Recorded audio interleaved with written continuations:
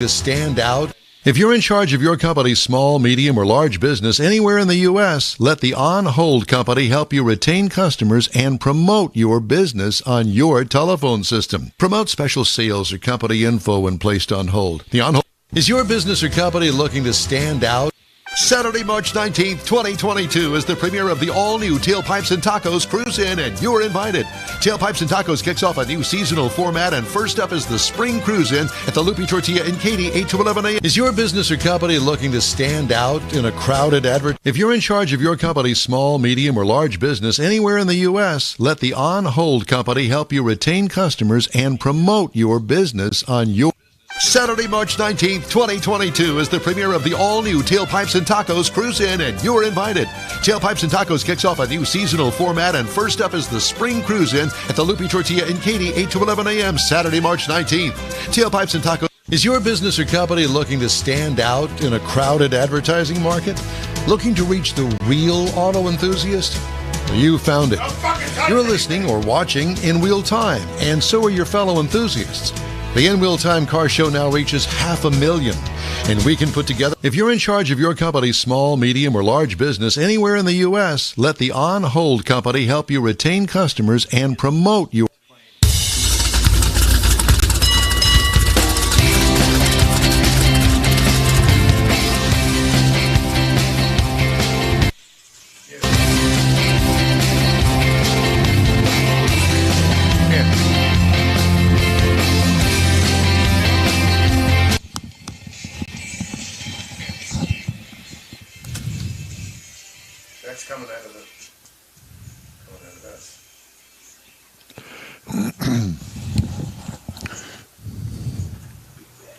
Test, test. Hello, hello.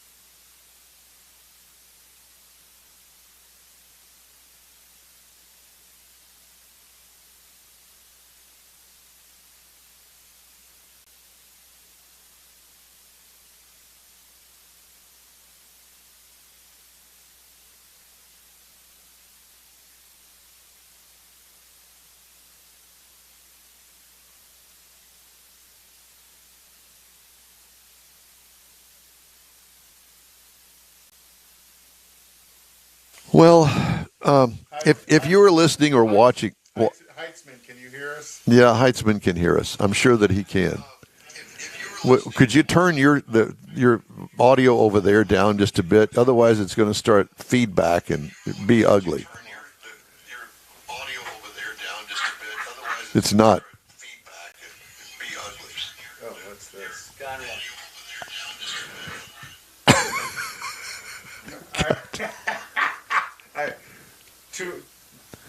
Give me a mic. Yeah. Okay. Give me a mic. Too many audio computers with their sound on where we're trying to figure out, are we out there? Heitzman, give us a reply that yes, you heard us. I'll be in the green room. Yes, Jeff says he can hear. George says we can hear y'all. Good morning. Hi, George. Hi, Jeff. Can you see us? Well, all they can see is the side of Mars. Uh-huh. That might be the good side of Mars. It's the good side of Mars. Beetlejuice. All right, so Mike, whatever you're doing, stop. We're out there. They can hear us. We can switch. He just shot the finger, everybody. You couldn't see it, but we No, he promise shot you, it at me, not at everybody else. He just shot it. Can you shoot it at just one person? Yes. Because if everybody can see it, don't you really shoot it to everybody? Well, that's why not everybody can see it. That's why not everybody could see it. Okay, fine. This is a whole bunch of these. Yes, it is. Yes, it is. That's Thank you, this, right? That's right. Okay. Well, we're there. We're square, and Mars is still messing with it. Well, I think because it's saying that does say We're not really. I'm upside down is my problem. That's an understatement, sir. You're upside down. Upside down. Can you feel me? And Inside out. And let me tell you something. Round and round. When this is over with at 11 o'clock, you can stay out here all day by yourself and figure all this out. But I'm not going to stay and hold your hand. Last Saturday, and this is where. Yeah, exactly. Mars is always trying to upgrade us, and he's always bringing in new. Oh, stop being nice. New You don't gadgets. Don't be nice. This that is nothing. never work. That never work. That's right. And like I am said, being he nice. spends his monthly government check on all of these. No, that's our government check. Well, you're right. Yes, it is our government check, but I don't receive one from the government. Hey, Ruse, how are you doing? Think all the surgeries have gone well and you are healing properly? Yes, I saw a Facebook post with him and his granddaughter, and he's looking well. Yep, I thought so. For however well he looks. He does. He's a handsome boy. Oh, gosh.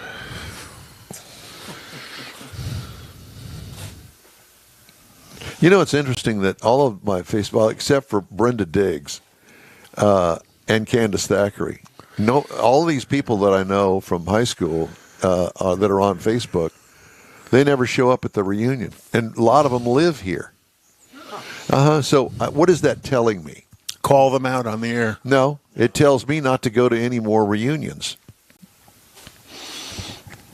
There's only a handful of people that I recognize and know anyway when I go, and I always hang with them. Well, heck, I can do that without spending all that money to go to a reunion. But you're the star, Don. I'm not the star. There's nobody else at your reunion who is in the State of Texas Broadcasters Hall of Fame. Is there? You're the only Hall of Famer there. Well, Colonel St. James is. Oh, okay. Yeah, Colonel St. James. And you guys went to school together or just did. went to the same school at different times? No, we were in school together. Oh, okay. For some reason I thought... And you know, it's funny because all of You the guys years weren't the that I same listened age. to Colonel St. James, I had no idea what his real name was. It was Colonel St. James. And then one morning when I was working at Channel 2, I walk into the control room, and there he is in the audio booth running audio. And I said, Joe, what are you doing here? Yeah, well, I'm just running audio. He says, you don't know that I am the famous Colonel St. James? I said, I had no clue. Oh, gosh. I didn't. Don was How would I know? Don was clueless. I was. I had no clue. After I picked my jaw up off the floor that morning. So we don't have a 4-shot then, correct, Mars? No, we've got. Here, let's turn Jeff on so everybody can hear this mayhem that's going on here this morning. We've got the 3 shots. We've got the Mike Conrad. Yeah, we don't have a 4-shot. Don shot. No and we got worries. Zoom. We don't have a 4-shot? All you got to do is swap it. No, we're not, talking we're about not GoPro. swapping anything. Don't touch anything. Don't touch it. Don't touch Do you it. have a Zoom shot? Wine and bitch. I'm working on it. Okay. I have 3 buttons, 10 fingers, not like. We've got I've 18 no minutes switching. before we're supposed to go What on am I the going air. to do with my time, my idle time here? You're going to sit here and participate in the show and don't have to worry about anything? Could have slept in. Yes, you could. But then we wouldn't have had breakfast. Is breakfast still sitting there? I put it. No, he put it I away. put it in the 'cause green room. Susie was eating Yeah. it. In the green Put it room. In the Put green it in the room. green room. The inside of your microwave Look at she's needs bugging to me. be clean Look at- because look at- it's green. No, it's I would get a not. shot I of just it. cleaned it a couple of weeks ago. I put it away, girl. She goes, feed me. I know. Look at. Susie's going, If you could feed see me. this, she's trying to jump on my lap. So it's going to go from Sit down, Mars. bad to Sit down, shut up. Sit down. Sit down. Just sit down. Here, let's show Look mine. at him. He's all proud. Hey, why don't you, before you get all wired up there, why don't you go close I got to sit down. go close the door? I'll close the door. Yeah, it's chilly. It's Chilly a outside. bit of a chill in here. But we really need just one 4-shot camera. If we had one. That's No, what, that's, we could swap it. Go ahead. now Just go give ahead. us the Zoom camera, and you can just put the Zoom camera up because that's a 4-shot, isn't it? Yeah. Because he can just switch to Zoom. There and we you can go. have the 4-shot up. Whatever. No, I've I got- don't care. But I don't want it. I don't. You can take that camera, that ISO camera on me, and throw that away. Okay. getting even better. And now we're getting phone calls from Jeff Heitzman, ladies and gentlemen. It's better. Yes, Jeffrey. Audience participation. We're giving away Super Bowl tickets to last week, and Jeff just won. That's not going to tell me anything, No. Jeff.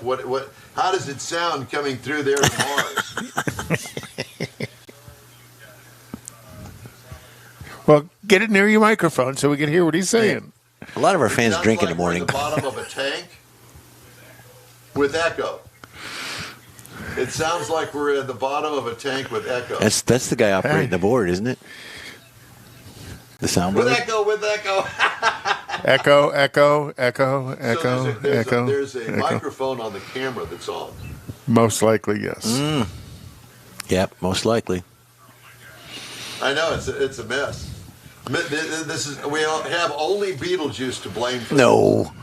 So the audio is all jacked up there, Mars. You're going to have to do something to fix it. I don't have any adjustments on the audio. It's all over You there. want me to try on this? You are the audio guy. Would you like to hear what he's I hearing? can hear what he's saying. Here's George Skelton, too. Hey! Oh, it's all audience participation time it now. is. Yeah. We have Heitzman, we have we're- George. Candace, call in. 555-1212. Be the 15th caller, and you could win Super Bowl tickets to last week's game. to last week's game. Hello? Emma? There's no echo in Temple. It's only down in Clear Lake. Oh boy! Now we got a rift going between East Coast, West You're a Coast. beautiful Between man, both and of our don't go listeners. changing to try to please me. Crips and Bloods. Love you, man. Anybody got a mouse? Bye. There's no echo in Temple, but there's plenty of echo down in Clear Lake. Well, that's that Space Center thing, I think. That's yours. I think it is. Don. I think that, yes. Do we have, I'm here with you now. here, this will really confuse him when I turn the sound up here. I think that you're listening to more than one source. Are you listening to your phone? This will really confuse him when I turn the sound up here. What about this? Well, we're not going through you Well, with I don't know what to tell in you. any way. But, Mars is throwing his hands up and going, he doesn't know what's going on. So I certainly don't. But thank you for calling. And In the house. We'll talk in to the you green soon. room, mouse. There's a mouse in the house. Right. Oh, well, where? That's what I'm asking. I've been asking. Now, if you'd like to call Jeff Heitzman and hear what he's hearing, Do you have a mouse in the house? Do you have a mouse for the computer in the house? a mouse. Mars's computer finger thing doesn't work. Not working.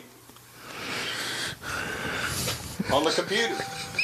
I told you it's getting better. It's getting worse. Everything's falling to shit. I can't get into Zoom because I can't get the mouse to work. Did he just use that 4-letter word that starts with S? We got 14 It minutes. ends in hit. So Facebook, will just zip us right off. Off the air. Oh, no, they won't. Facebook won't bother us. The only thing Facebook will bother us is if we start talking about infection rates and stuff. Oh, well, Facebook is on the phone right now. That's line 2. Seriously. One. The mouse is not working. Do you have a mouse he can borrow? I'll have to dig one out somewhere. I don't know where it is. So y'all just have to entertain everybody while I'm gone. Mine is on the kitchen table at home. Well, we have 13 minutes till It makes no difference. we're already live and on the air. I know that. I'm aware of that. So it's Be an all interesting podcast. See, and we've all talked in the past about. Oh, we can now see your screen. No, I hit Zoom by accident. We've all talked about in the past about putting us up before the show. Well, this is it. And this is what we thought people wanted to watch. Do I still need to go and get the mouse? Oh, Or yeah. I do. It's going nuts. All right. Well, I'll see if I can find one because I don't really. I guess I do have one on my computer. I just need to borrow it temporarily. Okay. Well, like that. That's going to No, help. it's not a touch. It's not a touchscreen. That one's a touch screen. This one's not. All right. Let me go see what I can find. So with that, we will be. We could set up another camera for a wide shot if you want. I can do that with a No, phone. Please, Can we do that with a phone, Mike? please set up a wide shot. I'll do it. I don't want to be on. Jeff, I'll do it. I I'll do it. really think the only thing you got to do is take Open up one of those. HDMI out of one of those and put it into the GoPro. Yep. Feed that in there instead of. We've been working on this since 6:15, 6:30. What if I take one of these? And go wide. Yeah. No, it's the other way. Ah, there you go. Put this out over here. Well, yeah, but it's on the wrong. It's on the wrong. If you turn it a little bit, because you can see there, you can see the GoPro over here, Jeff. Here, Jeff, just rotate the. Rotate it towards Don. Don. Rotate towards Don. Rotate towards Don. Yep, that should be good right there. It's pretty close. Yeah. You might could go a little bit more towards Don. Yeah, because you're going to be up and down anyway. I hope not. Yeah. Well, Mars will be busy messing around with the wires somewhere. That's Mike's. That's the M shot. I just put it on the M shot. It screws on. You don't have to do anything but screw it. Yeah, you'll need to. You're gonna get another tripod out. No, there's a wide angle that goes on the end of those. Lock them out. Yeah. Somebody's phone. Is this Don? Yep, it's Don. Who's calling back? It's Heitzman calling back.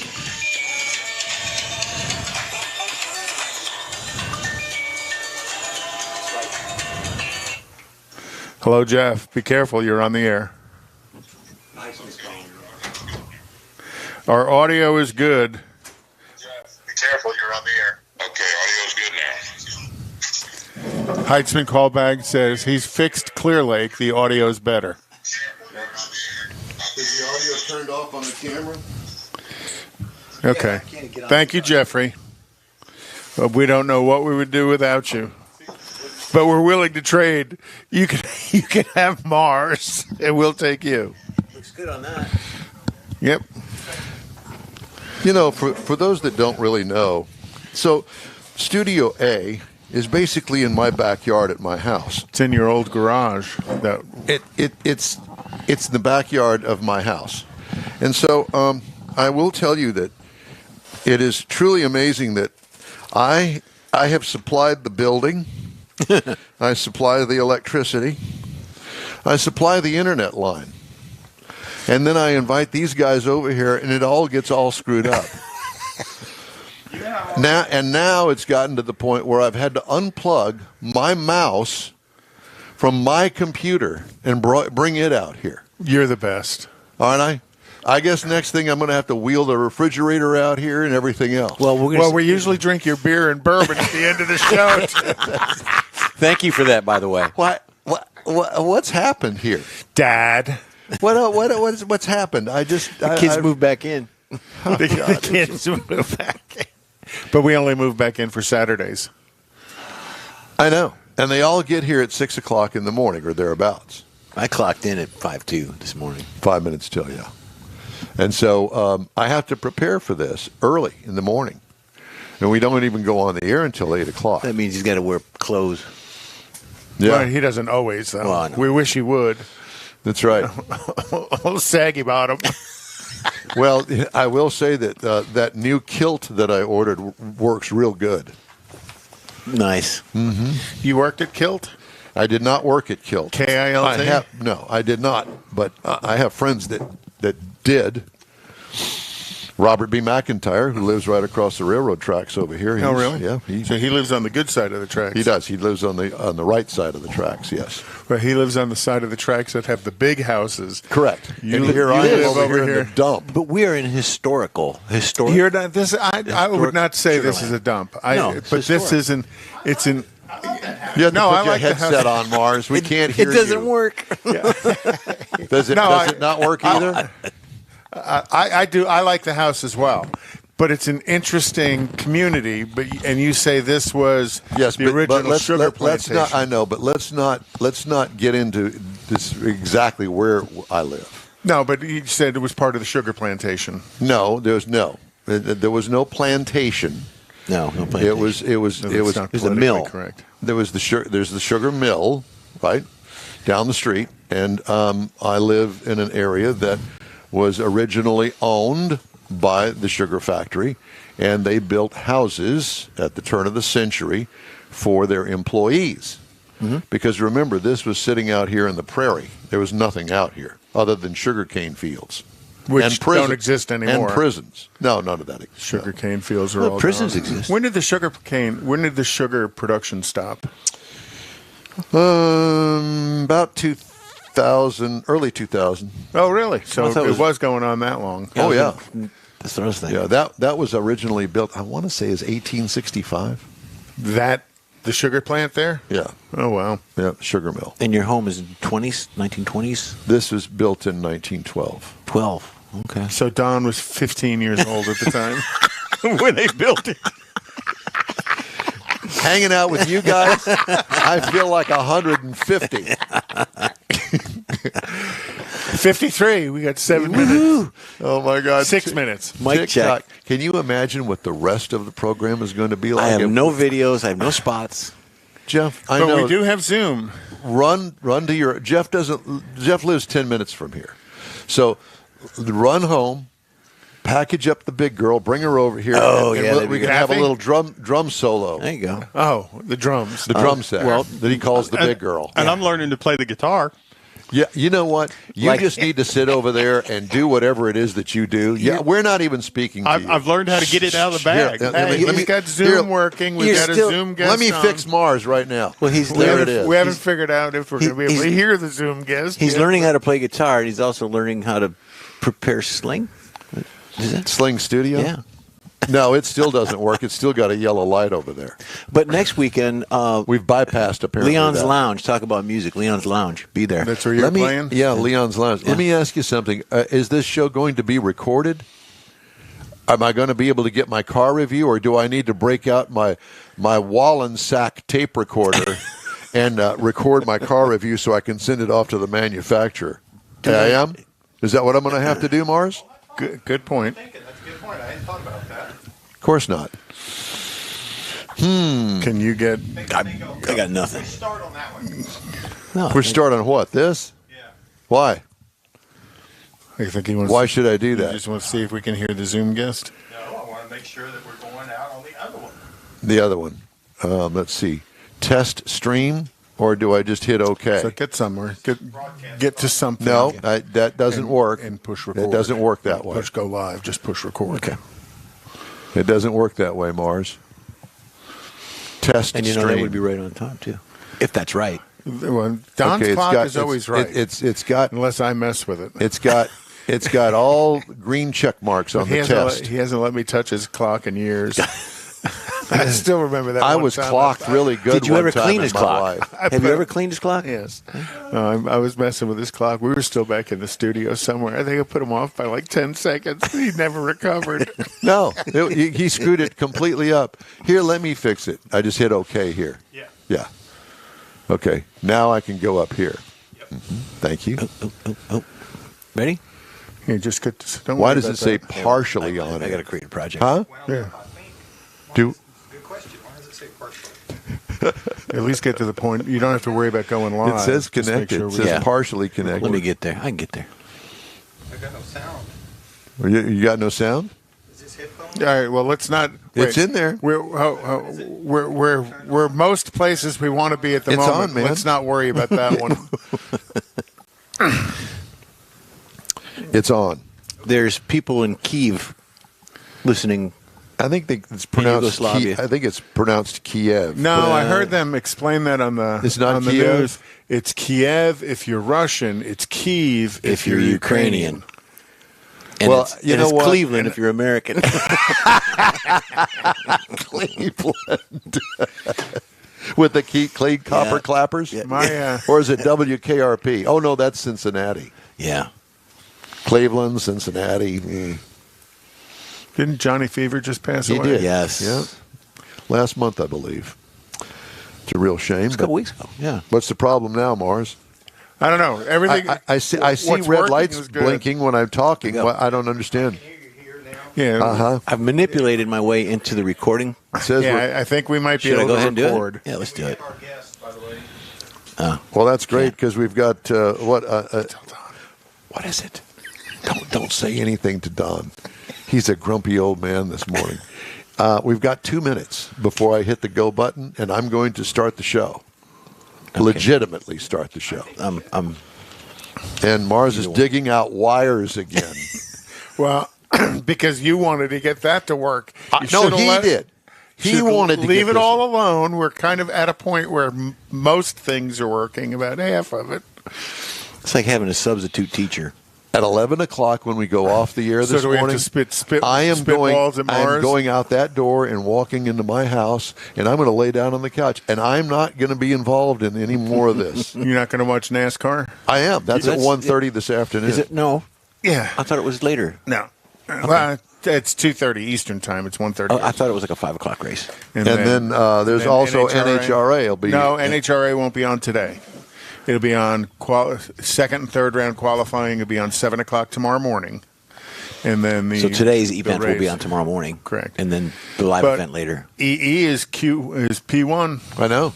Good for her. And it was like I actually wrote the number down. It was a killer time, too. Yeah, it was. And she went She up. went 6:52. Wow. And beat Greg Anderson, if you want to call it that. It was qualifying, so Yeah. you're not racing the other guy, but she cleaned his clock again. But first qualifying round of the season, and she goes 6:52. Isn't 6:48's like the record, isn't it? Mm-hmm. Did you see the top speed for Robert Height?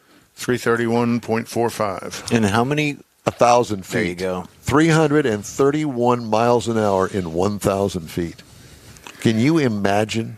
I couldn't imagine the G-forces. He could go to space and not need a Well, as Antron told us last time we talked to him, I got to pause this because we needed to start the show. Okay. But as We already Antron did. told us, it's like looking through just soda straws. Yep. Yeah.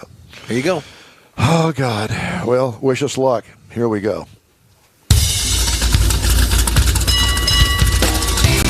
It's the In Wheel Time Car Talk Show, we think.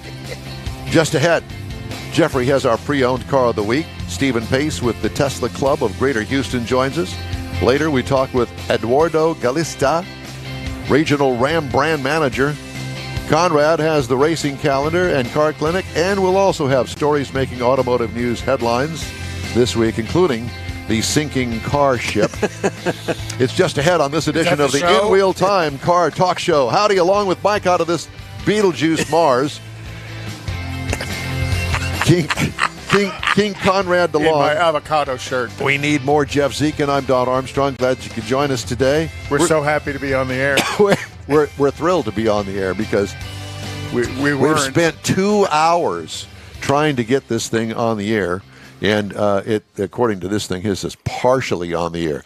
Now, you're either on the air or you're not on the air. It's kind of like being pregnant. You're either pregnant or you're not pregnant. There's no in between. Well, Well, we're I only think on the between air- the four of us, none of us are. We're only Pregnant. from the Thank waist you, up. God. So that's why we're only partial. Just the waist That's up. it, partial. What's the problem now? As he throws his hands up, it's something is awry. But I'm not going to pay any attention No, to it's that. working. He's shocked that it's working. I What? think it's working. You're not. What? Let me turn you on now. Can you talk civilly? I'm not touching it. Good. Okay, that's And good. it looks like we have a Zoom guest. We haven't checked to see Oh. whether or not we can hear him. Well, let's we just can hear see. Is it Stephen Pace? Are you there, Steve? It is. It Are we is Stephen going? Pace. I can hear you, and Mike can Here, hear let's me. all applaud. Let's Yay. all applaud. We're applauding. We're applauding Mr. Engineer down here. I think Steven's been listening to us struggle as we were trying to Has get anybody all this called together. David? Anybody No, contact but no, we're not David? trying. It's too early to call David. We don't want to call David's David. not even home Our yet. chief Calling this engineer. early. Yeah, He's not he's home yet. probably trying to recover from last night's conversation with Mars. Oh, boy. At any rate, sorry, Stephen, we just had to go there. Stephen is No with the worries. Tesla Club of Greater Houston. Glad to talk to you. I have a friend of mine that I work with that just bought a Tesla. He is in love, and I think that everybody that buys a Tesla is in love right out of the bat. Am I wrong? Oh, it's for sure. And you may see a lot of things coming out of Consumer Reports, but one of the things I think is most important, it is the number one brand for consumer satisfaction. So for whatever issues they may have, they love the car. And I think that's by and large from our members is what we see. How many members are in your club? I just checked this morning, 3,736. Oh, my Holy God. cow. And that's just in the Houston area? Houston greater area. Yeah, but I'd like to do a quiz. Do you, because when I first got my car, I was on the show, I think in 2017. I had the fifth Model S in Houston, and you never saw them. I'm sure now, since you drive around Houston, do you want to take a wild guess how many Model 3s are now in Texas? In Texas. Yeah. Well over six figures. Yeah, 32,855 as of 50. Oh, And that's okay. just Model 3. Model Y, 14,000. Model S, 12,000, almost 13,000. And Model X, 5,700. So, I mean, you've probably seen the difference where you can't drive 5 minutes now in Houston and not see a Tesla. Even in my neighborhood where I had the only one, now there's like 4 in a neighborhood of 600 houses. Well, I will tell you that, yes, I do see more and more Teslas every day, and they're certainly a mainstay here in Houston. And I had a discussion with a friend of mine that does not own an electric car, and we talked about owning an electric car, not just Teslas. But, I think that there is a time and a place that everybody could use an electric car. We're having a little boy spat over here on the dais between Conrad and Mars. Well, he's got it right, and then he's got to go touch it. No. That's what I'm saying. I'm not touching it. It's doing it. Oh, okay. See, it just did it again. Okay. I'm not touching it. Sorry, Stephen. So at any rate, we had this discussion about it, and, we were talking about infrastructure, being able to charge your electric, and I said to them, look, if you've got one and you stay around Houston and you drive back and forth to work and grocery store and church and all the things that we normally do on a daily basis or weekly basis, you're fine. And getting to Dallas, not so much of a problem. But if you put, let's say, 30,000 miles a year on your car, which is a lot for most people, and that means that you're probably not just staying in Houston. You could run into an issue on the highway and trying to find a place to charge it, and the time it takes to charge it when you're on the road. Am I wrong? Yeah, I think so. And Tesla very early on realized that, we don't want this car to be just a better car than a gas car. I mean, just, a better EV. We want it to be a better car than a gas car. So you're right that 95% of the time you're around your house, you leave your garage full every day. You just don't have to worry about charging. I mean, a Model S, I'm just looking at the range, 348 miles of range. You're typically not just doing that on a whim. So you're right that in that 5% use case, you want to drive to Austin, something like that. What the car does will tell you where to charge. And so Tesla has built out globally a supercharger network that says, hey, if you're driving to Dallas, here's a couple chargers. Maybe you want to top up here for 15 minutes. And the goal is to stop for 15 minutes, get out and grab a sandwich or use the restroom, and then get back in the car, and you've recovered now 150 miles of range, and you're on to the next one. So Tesla has built these out on every highway, every main road. If you look at it, there's thousands and thousands of them, and the goal is you can go from 0 to 80% in maybe 15 to 30 minutes, depending on a couple things. There are multiple different types of superchargers now, but Tesla's the current ones, the gold standard ones that they're rolling out are 250 kilowatt chargers, and in some places they're going on to a version 3 that's going to be even faster. Now, what about the actual connection? Because I heard that the Tesla connector to the car is different than other electric vehicles. Yeah, it's true, and there is a pilot going on right now in Europe, in the Netherlands, to where any electric car can come charge, and they have adapters, and there's some differences in the way Europe does it and China does it in the U.S. But Elon was sort of like the existing charger standards were stupid, right? In 2012, if you ever saw a CHAdeMO adapter, I could go bring you one if you want to see it, but they were designed for like charging forklifts in factories, and they're these giant plugs, and he's like, this is crazy. So Tesla couldn't wait for them to solidify on a standard. So they said, look, we've just got to ship or we're going to die as a company.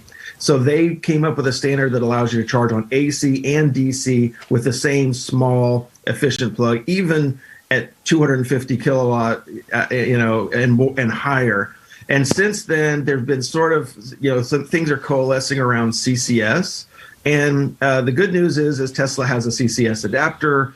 I wouldn't be surprised if longer term, maybe they switch. But in what they've been able to do is through adapters and also through doing double-headed chargers, you'll roll up to it, and if you have a car, let's say if they decide to switch it, it'll just have a second line. So the power itself is the same, and the way it communicates with the car, but Tesla's is built on one of the existing standards, so changing the plug is relatively easy, and I can charge on any Tesla charger. Plus, I can charge on any Electrify America or any of the other ones with an adapter, and I have done that. Well, see, and I worked for General Motors way back in the day when the EV1 was out, and then they also had the S10 pickup trucks, and you had that paddle that you had to push into the blade, and literally, if it was dark out, it would spark. It was pretty scary.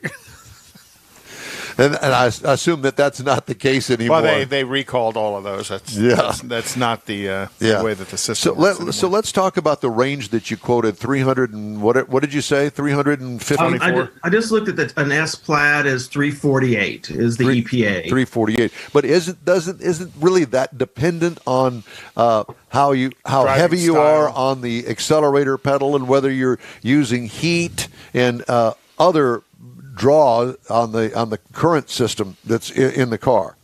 Yeah, it does. I mean, like anything, if you go a gas car, if you take a Challenger out on the track and you floor it and you just drive around in a circle, you have about 13 minutes of fuel and you'll run out. Yeah. And so similarly, an EV, if you drive it spiritedly, and by the way, many Tesla owners do, because they're insanely fast cars. If you can do 0 to 60 in 2 seconds, with the Plaid, it's quick. And so you do take a hit, but it's not significant. Like, in very high, let's say you're running all the heater and everything like that, maybe you're affecting 20% of range.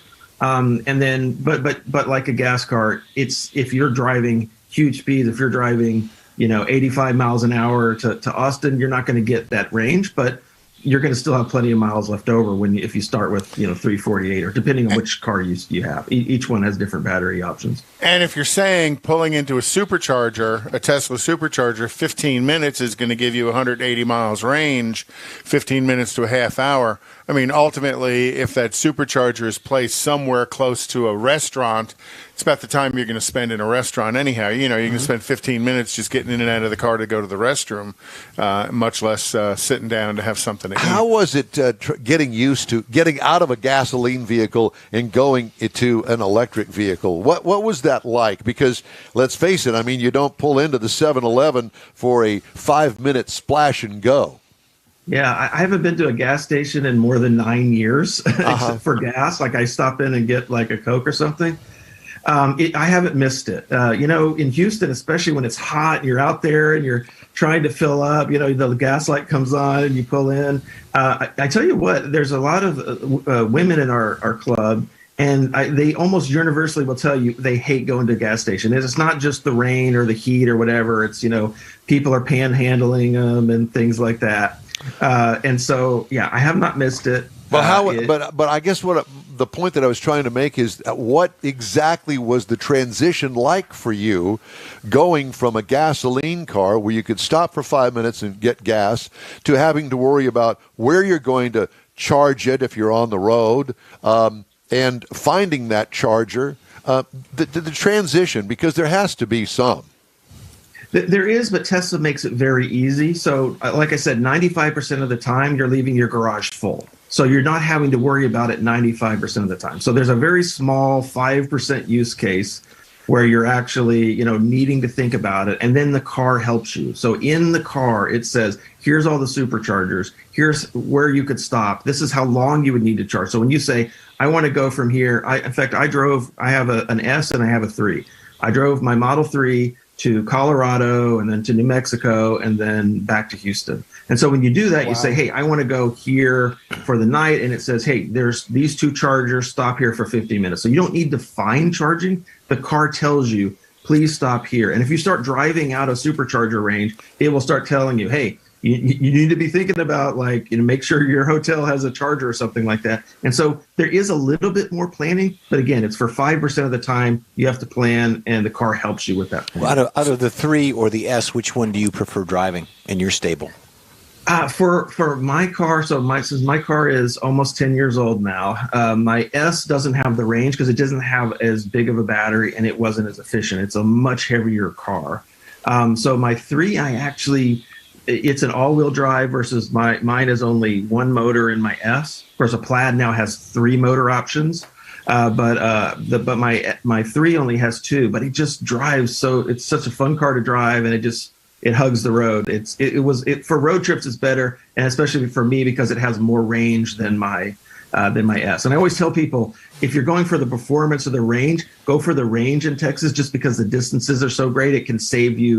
You can skip a supercharger. So if I'm driving to Pensacola, maybe I can skip over one of the superchargers or 2 on the way. But what you told us is that the car has a sense of urgency as your charge goes down, and it knows its time and distance to the next supercharge station, that the car urges you to go do something. It's kind of like having a backseat driver.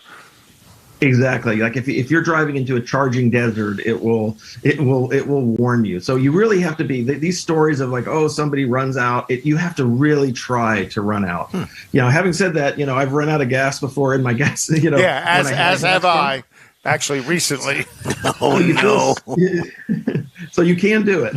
Oh yeah, I was driving my Tahoe and ran out of gas. How is it? Have you had to get anything serviced on the car? Have you had to buy tires for the car? Regular oil change? No oil change. What is it like dealing with Tesla and the service center? Yeah, so there's 2 service centers in Houston. There's 2 more planned. So one is at 45 and Rankin, and the other one is like at Gessner and Westheimer. They have mobile service, so a lot of the things you just go on your phone and you say, "Hey, I need this. I need my cabin air filter replaced or whatever," and they, for most things, will just drive to your house and do it in your driveway or where you work. So it's been quite easy. They do eat tires because, especially the way I drive. And the weight of the vehicles, you can go through tires, but I get my tires like a discount tire. So, I don't, and I have the tire warranties. So you don't have to go to Tesla for everything. And they actually are starting a new program where you can, as a club, we can go to the service center and, teach people how to do the common things like changing cabin air filter. And then that way you can just get the part yourself and change it if you feel like it. Or you can let the service center do it. But there are things that can go wrong. I've been, my 3, I've had 0 problems. There's been a few minor recall things that Tesla's fixed in my driveway. Everybody has my S, those, yeah. Different story. I have the number 219th made, and so it was very early days. So there were some kind of common problems that the S had then that they Tesla resolved, and then they took that knowledge and it basically came to where, if you've heard of insane mode. Yeah, well. Uh-oh. It looks like we might have dropped him on Zoom. Uh-oh. But, and Tesla here in Texas is kind of a different, and this is where I wanted to ask him about, is the purchase experience. Because Tesla operates differently than a new car dealer does here in Texas. Right. Is they have I think it's called the delivery center in Houston, but they don't have a sales center that you have to independently go in and order the car. And then they deliver it to the pickup center? The delivery center, which I think there's one at North I-45. You put the big coin in the machine and put the big coin in the No, it's not that. Oh, that's not that one. No. But I know that the dealership experience and the relationship to the state and that whole purchase experience is different with Tesla. And I wanted to ask the difference between his first one that was 10 years ago and his second one, which I'm assuming his S was just a couple of years ago, has that changed very much? But I don't know. Mars sits over there with his hands in the air. He's because working on it. We've been struggling with Zoom, and he may need to just completely reboot his computer to see. Well, I was waiting till our guest was finished. Clearly but- dropped he's the finished. guest. He gone. He's At any finished, rate, he's gone. so we'd like to thank Stephen Pace with the Tesla Club of Greater Houston. I bet you if you Google Tesla Club of Greater Houston, you'll be able to get a hold of Stephen. And 3,000 members, that's major right there. Oh, It's men and women, so don't be shy. Exactly. All right, let's move on, shall we? Let's do the racing calendar. And yay, racing Is season back. is officially underway today. You can get rid of that one. Because Tom. 2 weeks ago, I wasn't all that excited about that thing in the LA Coliseum. It was kind of fun to watch, but Thursday they had the Twin 125 qualifiers, which was a lot of fun, and then on yesterday they had the truck race. Today they'll have the Xfinity race, and then tomorrow is the Daytona 500. Also, last night was NHRA qualifying at Pomona at the Winter Nationals, and that was actually fun to watch. And we've had Antron Brown on the show a number of times, and he qualified P6 in the first round at 375. His partner, Justin Ashley, he qualified on the pole at a 367 at 331 miles an hour. Robert Height went 331 miles an hour with a 388, which was just a monster bomb he laid down. And mind you, that's 1,000 feet going 331 miles an hour. I cannot even, well, of course, the dragsters are the world's fastest accelerating machine, more so than the space shuttle or anything else that you can compare it to. Imagine going from 0 to 331 miles an hour in 1,000 feet. And talking to Antron, and he says the initial hit isn't where the G-force is. No, it happens out about mid-track when all the clutches come in and the tires grow. That's where that level of G-force acceleration is greater. Yeah. And then other racing coming up is next weekend will be the Arizona Nationals for NHRA, the 25th through the 27th. And then as well as next weekend on the 27th is the Auto Club Nationals in Fontana in California. Formula One doesn't happen until March. 12 Hours of Sebring is in March. IndyCar starts next weekend at the 27th at St. Petersburg, Florida. And a lot of new IndyCar teams and drivers. AJ Foyt's actually going to be running 3 cars this year. Really? And one of them with a Brazilian young lady who's supposed to be quite outstanding. She has Brazilian. Okay. So that's the racing calendar.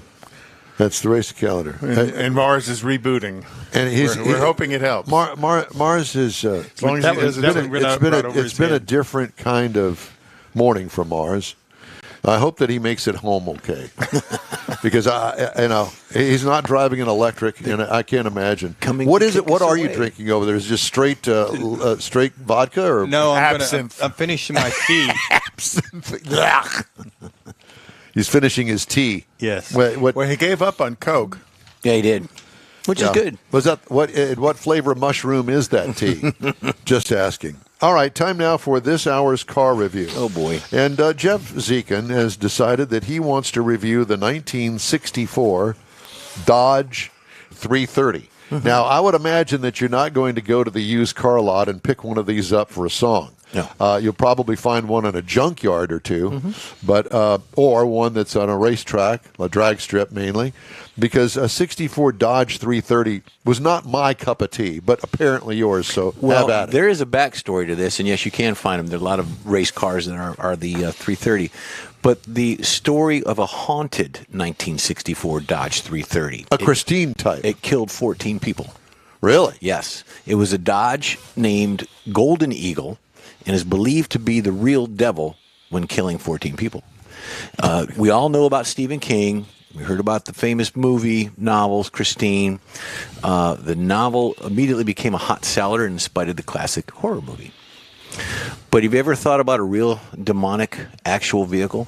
Well, this one is. The Golden Eagle is nicknamed of a Dodge 330 limited edition produced in 1964 in spite of its normal look.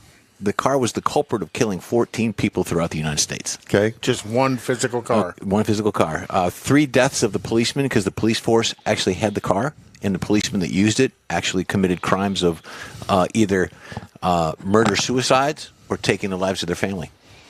And the whole time that the car was in the police force. The background, the car was then given or sold to and somehow got in the hands of the Allen family. And surprisingly, nothing happened to the Allen George and family. Gracie?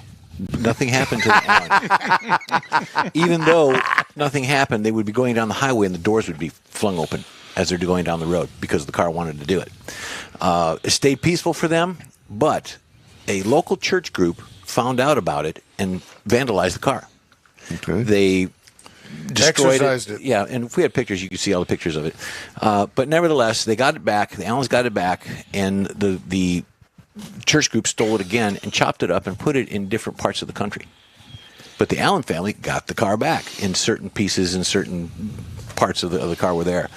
One of the latest ones after that happened is 2 boys were dared to touch the car. They knew what the car was about, and they dared to touch it. One of the boys was hit by a car.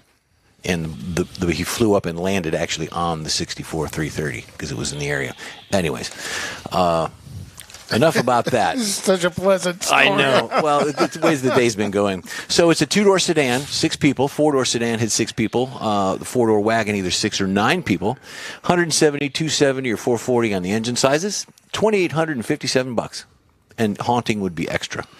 This is what caused today's show. Yeah, this is it. You know, I think it's infected this computer. Exactly. Because he's brought those spirits into Studio A. Yes, with this story. Golden Eagle, torsion bar ride, rust Do not protection. say that name again, please. Beetlejuice. Self-adjusting brakes, electric wipers, sun visors, and a PCV system. Wow. One of the first. High tech. Yep. High tech. Yes, because I believe that crankcase ventilation was non-existent. Well, it existed right to the atmosphere. Oh, yeah. We used to have a road draft tube. That's right. A road draft tube. That's what it was. It would puff out a little bit of smoke and drip a little bit of oil. I have one of those from my urologist. A road draft tube. And PCVs, I think, were 68 was when PCVs were mandatory. There were some in use prior to that. 68, really? I think 68 is when it went mandatory. Yeah. But to Don's point, there's a lot on the racetrack as well. My 1954 Chevrolet 3/4 ton pickup truck, utility truck, had the 235 Blue Flame 6, and it had a draft tube down the side of it. The Ram Cummins diesel had a road draft tube in the late 90s, which surprised me. Yeah, it really surprised me because they did not have a PCV system on it. And I want to, and one of our listeners will chime in. I want to say it was the original 12-valve version had a road draft tube. I remember working on one since I worked with BG, and I was real surprised that it had a road draft tube. Part of the customer's complaint was it had an oil leak. Well, it didn't have an oil leak. It had this pipe that dripped oil, and because it ventilated the crankcase. And that was, because if you don't ventilate the crankcase, you're going to create so much pressure inside there, you're going to create a leak. Yep. So that's how they dealt with it. I'll be darned. Yeah. And with the PCV valve, it kind of takes that oil pressure and sucks it into the engine and creates all kinds of other problems. Right. Interesting days, don't you agree? By the way, we alluded to the story about the cargo ship that is on fire. Well, it's on fire and adrift in the ocean. And I want to do this story now because it's a current happening thing. Ship carrying around 4,000 vehicles, including Volkswagens, Porsches, Audis, Bentleys, and Lamborghinis that caught fire near the coast of the Azores is going to be towed to another European country or the Bahamas, according to the captain of the nearest port. Lithium-ion batteries in the EVs on board the ship named Felicity Ace have caught fire, and the blaze requires specialist equipment to extinguish it. That isn't on the ship. Clearly. They certainly have a lot of water that they have access to, but that's not going to put out the fire. The ship is burning from one end to the other. Everything is on fire above 5 meters above the water line. U.S. economist Patrick Anderson estimated the total loss could be $255 million. The Panama flag ship was traveling from Emden, Germany, where Volkswagen has a factory, to Davisville, Rhode Island, based on the maritime traffic website. Davisville is a port about 70 miles south of Boston. The 22 crew members on board were evacuated Wednesday when the fire broke out. Nobody hurt. An internal email from Volkswagen's U.S. operations revealed there were almost 4,000 Volkswagen Group vehicles aboard the ship. Whoa. More than 100 of those were headed for the port of Houston, with GTI, Golf R, and ID4 models deemed to be at risk, according to an email. So it's still on fire. It's adrift. They are sending boats to go and snag it, to tow it, but it's going to take 3 days for those boats to get there. It's in the middle of the ocean. What do you do? Why are you taking it to Bahamas? What does that have to do with It's anything? a port that's out Nearby? there. Well, yes. The problem is towing a burning ship to a port is not the safest thing to do. So you have to, it's probably one of those ports that has an offshore tie-up. Yeah. And so Just to let it burn safely. Burn safely. And Well, when you look at the pictures of it, I mean, literally the most recent picture, the side is burned out, Off. and you Yeah. can see into the ship. Yeah. But again, that talks about the issue with lithium battery fires, and you know, you're not supposed to put them underneath the plane and all this other stuff. Well, or use water on them. well, yeah, you don't put them out with water, and then the smoke that comes out of them is extremely Toxic. So you got to have special equipment to fight it. Part of that's the same reason NHRA limits the speed of electric vehicles, because if they crash, it's so complicated to deal with them. Yeah. And so they've got a speed limit on them, literally. Interesting. Hey, time to take a break. In Wheel Time Car Show streams on Facebook, YouTube, Twitch, and InWheelTime.com when we can get it hooked up. Yeah. Podcasts are available on your favorite podcast channel. In Wheel Time Car Show continues after these brief messages. Saturday, March 19th, 2022 is the premiere of the all-new Tailpipes and Tacos Cruise In, and you're invited. Tailpipes and Tacos kicks off a new seasonal format, and first up is the Spring Cruise In at the Loopy Tortilla in Katy, 8 to 11 a.m., Saturday, March 19th. Tailpipes and Tacos will award trophies for the best hot rod, best classic, and best modern classic. So make plans now. Tailpipes and Tacos is Houston's coolest cruise in, and this is where you'll enjoy seeing the best hot rods, show cars, classics, and resto mods, along with Loopy Tortilla breakfast tacos and adult beverages. There's no entry fee, and all cars will automatically compete for custom Loopy trophies and other prizes. It all happens at the Loopy Tortilla Tex-Mex in Katy on the Grand Parkway at Kingsland Boulevard, just south of I-10.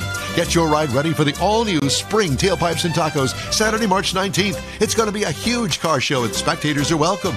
The In Wheel Time Car Talk Show will be there, too. Let's celebrate the arrival of spring and the return of Tailpipes and Tacos, Saturday morning, March 19th, 8 to 11 a.m. at the Loopy Tortilla in Katy. We'll see you then, weather permitting.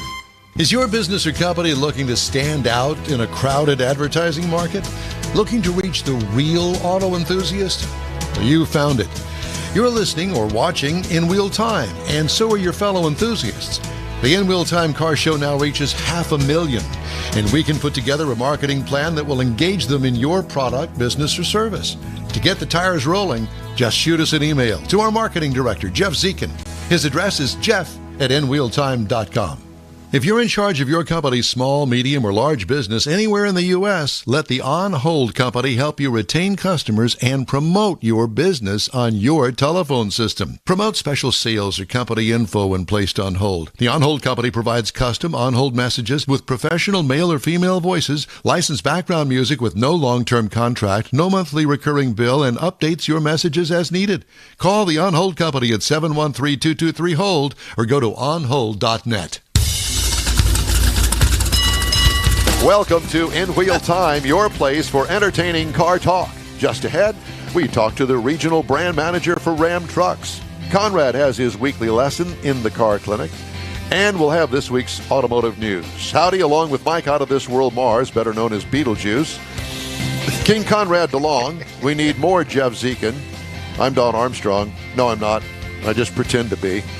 So glad that you could join us on this Saturday. Do we have our guest yet there, Mr. Mars? No, sir. Okay. We got a technical dish. Well, here's one for you. This is a story I have been dying to tell. Oh, gosh. It's a Who great knows? story Gather around. for us radio people, okay? Which we all are. Well, yeah. Well, yeah, By but- default, I guess. We're Ready? We're not in the Broadcasters No. Hall of Fame. A radio station in Seattle suddenly has a captive audience of Mazda owners after a glitch in its digital broadcast signal fried the electronics in their infotainment system. Oh, Mazdas. Mazda dealerships in the area have been inundated with customers who can no longer change the station away from KUOW. Oh, how funny. Or do anything else besides turn the volume up and down. And all the other stations want to figure out how to do that. Features such as Bluetooth, navigation, and the backup camera have all stopped working. Quote, they told me that there's nothing they can do about it, that I needed a new CMU unit, that it cost $1,500 and they didn't have the part, according to Dave Welding, who drives a 2016 Mazda hatchback. He told this to the Seattle Times. CMU stands for Connectivity Master Unit, which controls the video and audio signals of the infotainment system.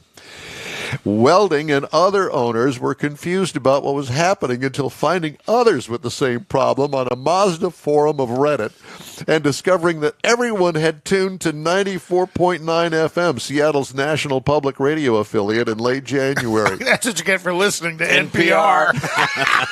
Serves you right.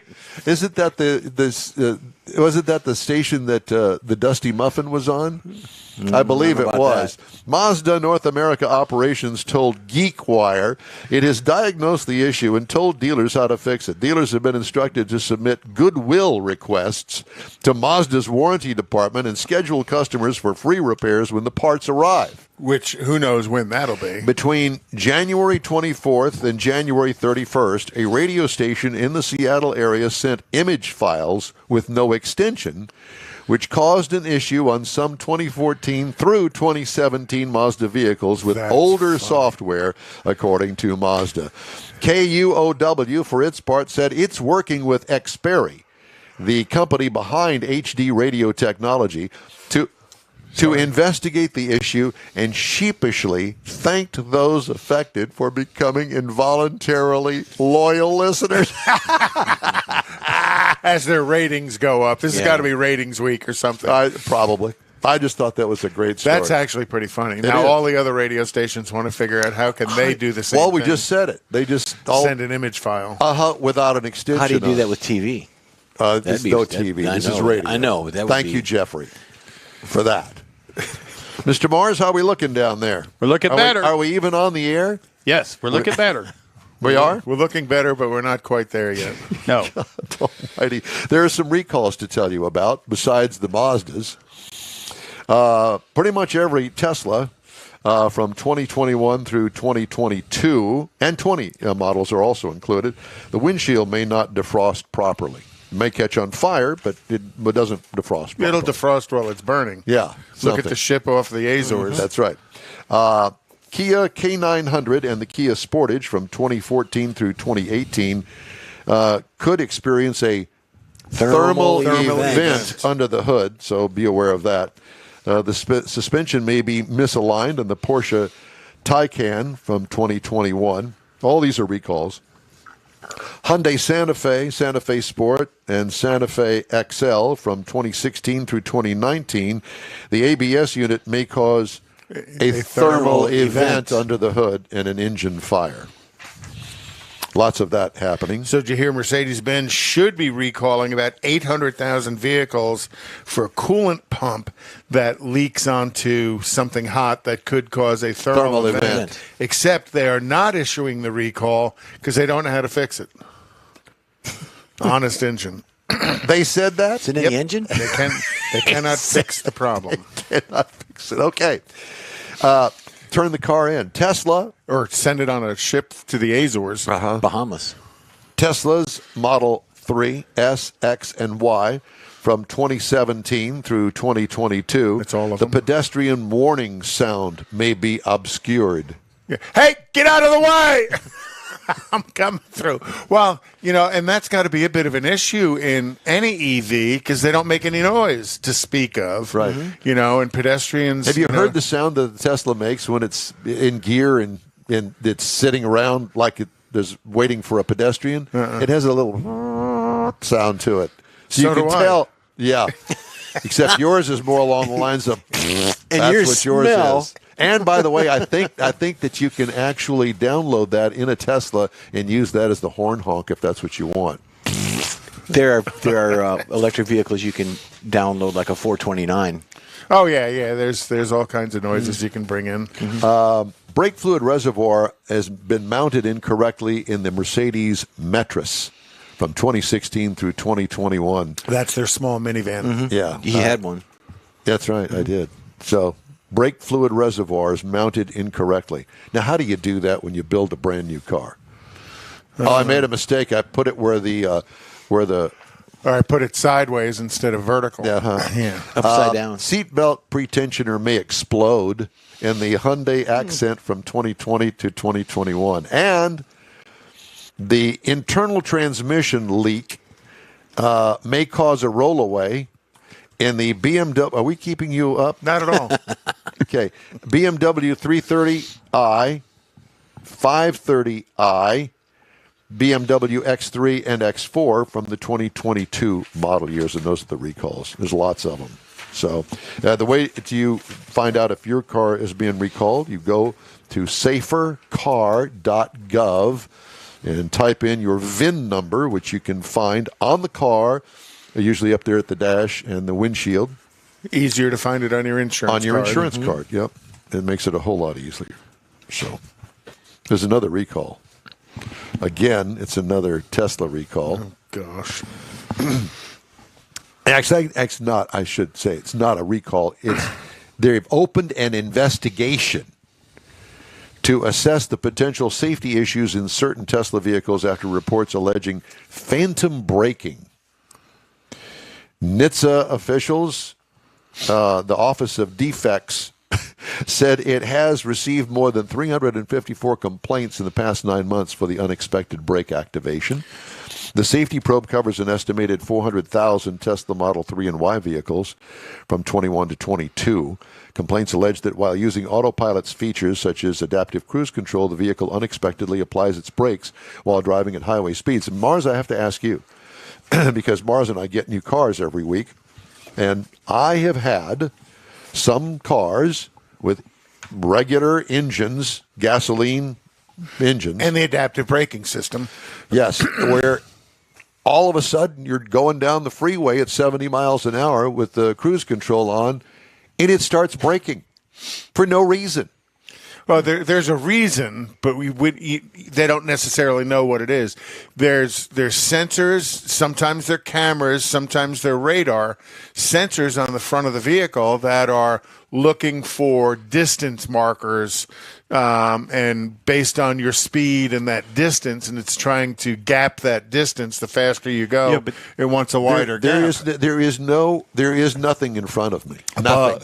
Could be a bug, could be, a piece of trash or a leaf or something gets on one of those sensors and the car reacts to it. Well, it's very annoying. It is. I've got one on my truck that when it rains, the right front, for whatever reason, when it rains, it'll come up and tell me I'm too close to something.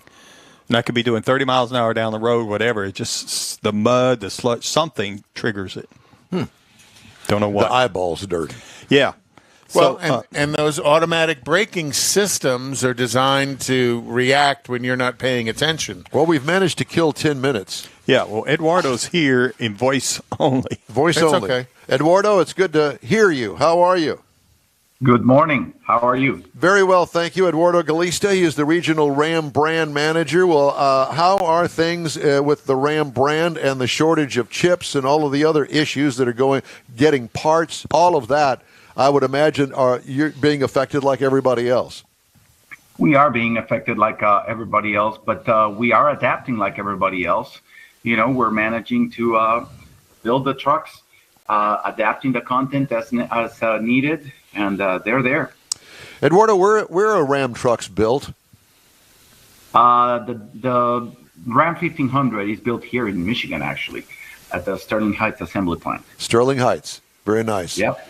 What is the largest selling 1500? What trim package is the largest selling Ram 1500 that you're currently running down the assembly line? Well, we've got two customer favorites, I would say, the Bighorn and the Laramie. So the Bighorn here in Texas would be called the Texas edition, I believe. Am I correct? Is that it? Texas or Lone Star, one of the two. Yeah, Texas Lone Star. Yeah. Of course, in addition to these two, the Bighorn and the Laramie, I said those are the ones that are sold the most. But of course, everybody's got their favorite, right? If you ask me, the Rebel. Well, you know, totally I agree. That's my type of truck. Yeah, and how about the new TRX, the bad boy of all of the Ram trucks? That is interesting because I was just about to mention the TRX. You know, that's everybody's favorite. Everyone's it's caught the attention of all of the market.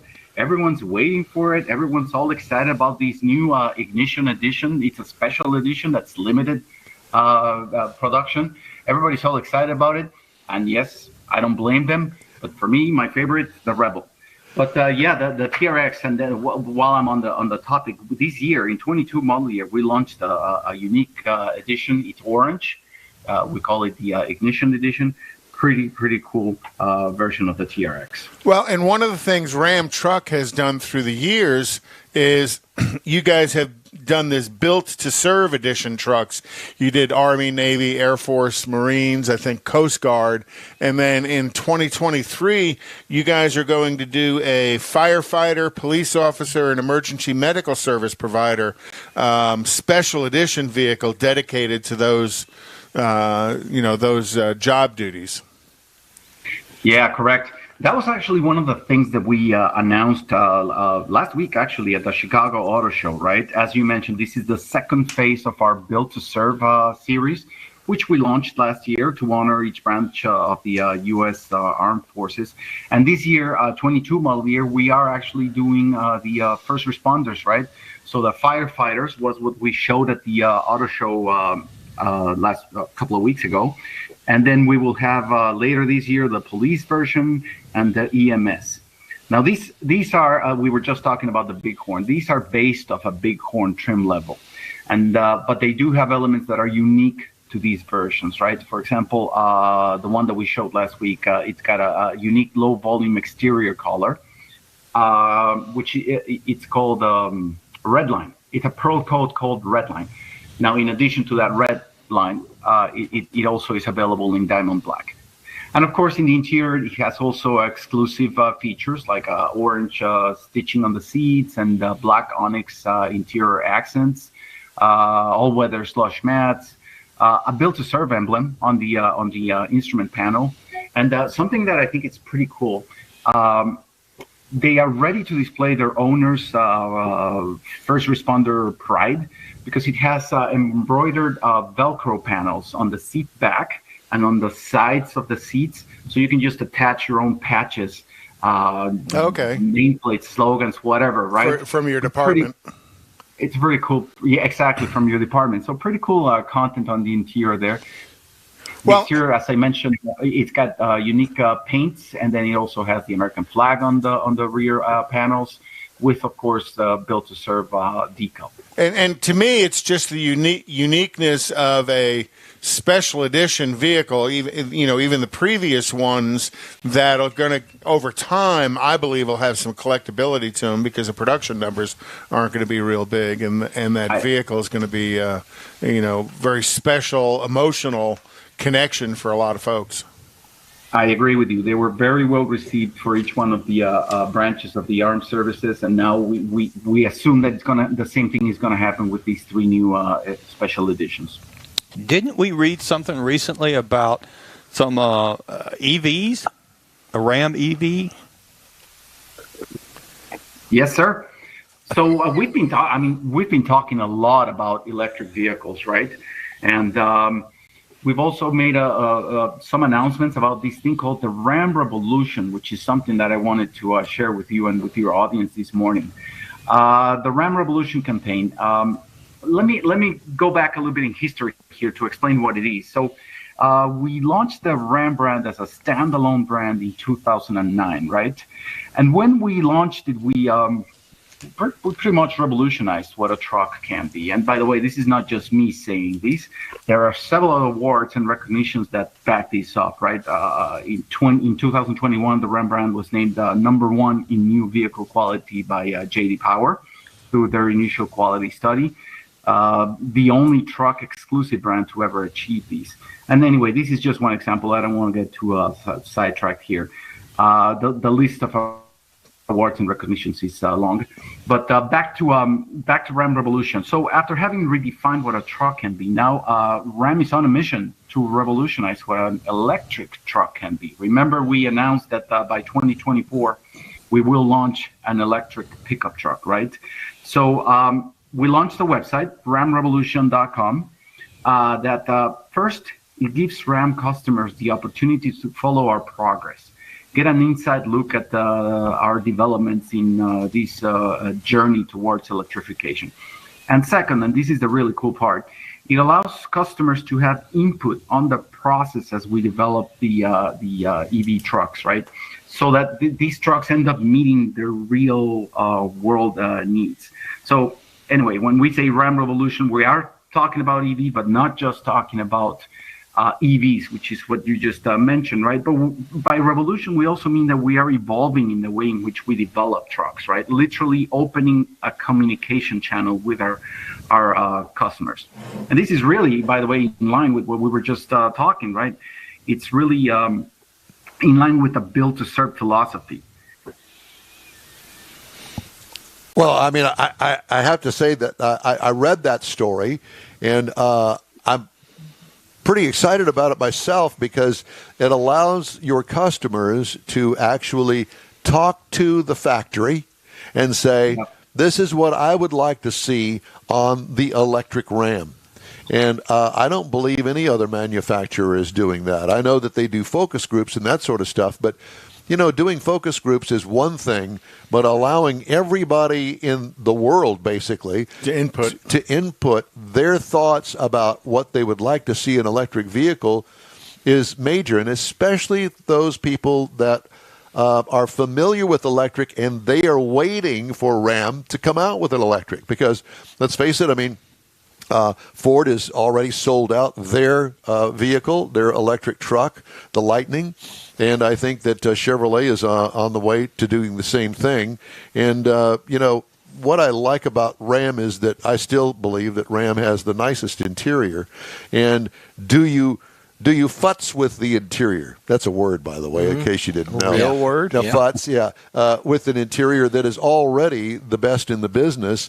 And if you do want to make a change to it to do whatever it is you want to do in your electric vehicle, what is that going to be? How is that going to parlay into a new dash arrangement? Well, and that's why they're asking the customers to give them that kind of input so they know that the changes that they make are going to be desirable by the buying public. Right.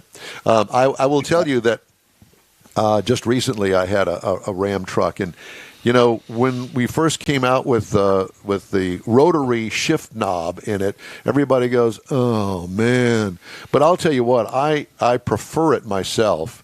I'm currently driving a vehicle that has buttons that you have to pull for drive. You have to pull the knob or the button for reverse and that sort of thing. And I much prefer the rotary knob. And it's those little touches like that to me will sell me on a vehicle much more so than anything else, really. It's very, very Ram, a very, very Ram feature, right? But you know what? In case somebody is not crazy about that rotary shifter, this year we did launch the GT editions. They are special versions of our Rebel and of our Laramie, and these trucks have the shifter on the center console. Very nice. The rotary. So yes, so it does allow for those that want to buck the system and buck the trend Exactly.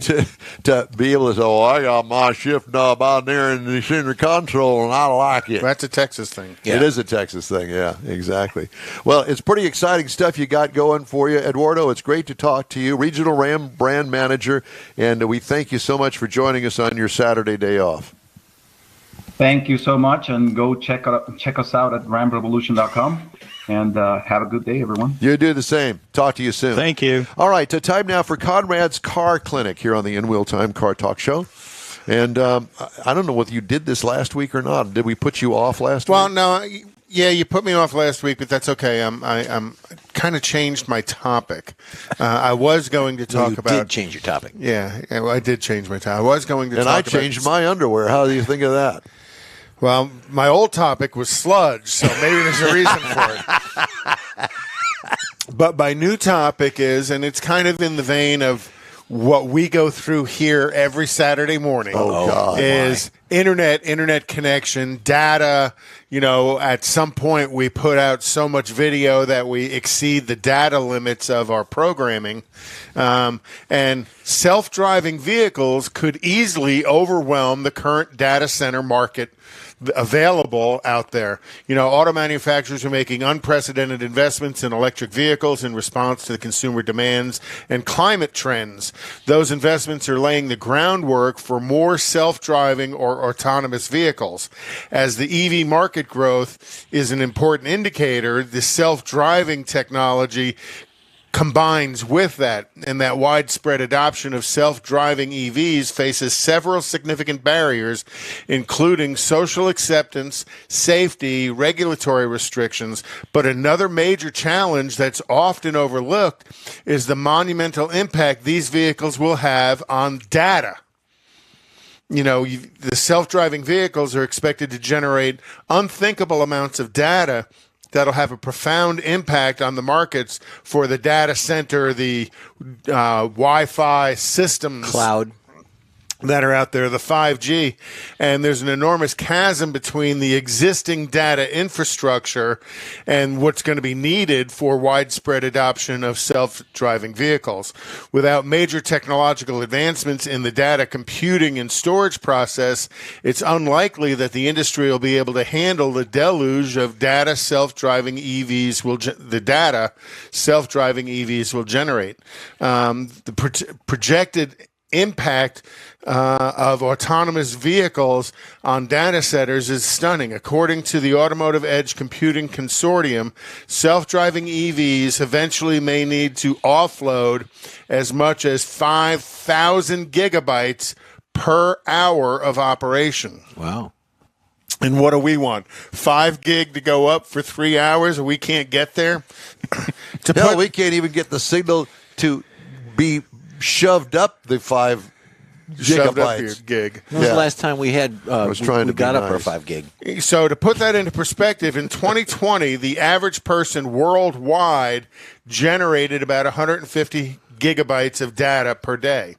Extrapolating those numbers implies the annual global data sphere will surge from 64 zettabytes, because gigabyte isn't enough. Now it's zetta. That's the 3 zero exponential. Wasn't that a girl that had a golden skirt? Zeta. Gosh. Wasn't it? But the surge from 64 zettabytes in 2020 to an eye-popping 15,000 zettabytes in 2035 just because of self-driving vehicles. Because you got to remember, these autonomous vehicles don't just create data for themselves. They're talking with all of these other cars, so positionally they know where they are, what they're doing, what their motion is and stuff. So all of that data... I just don't think the infrastructure. It's kind of like the Texas power grid.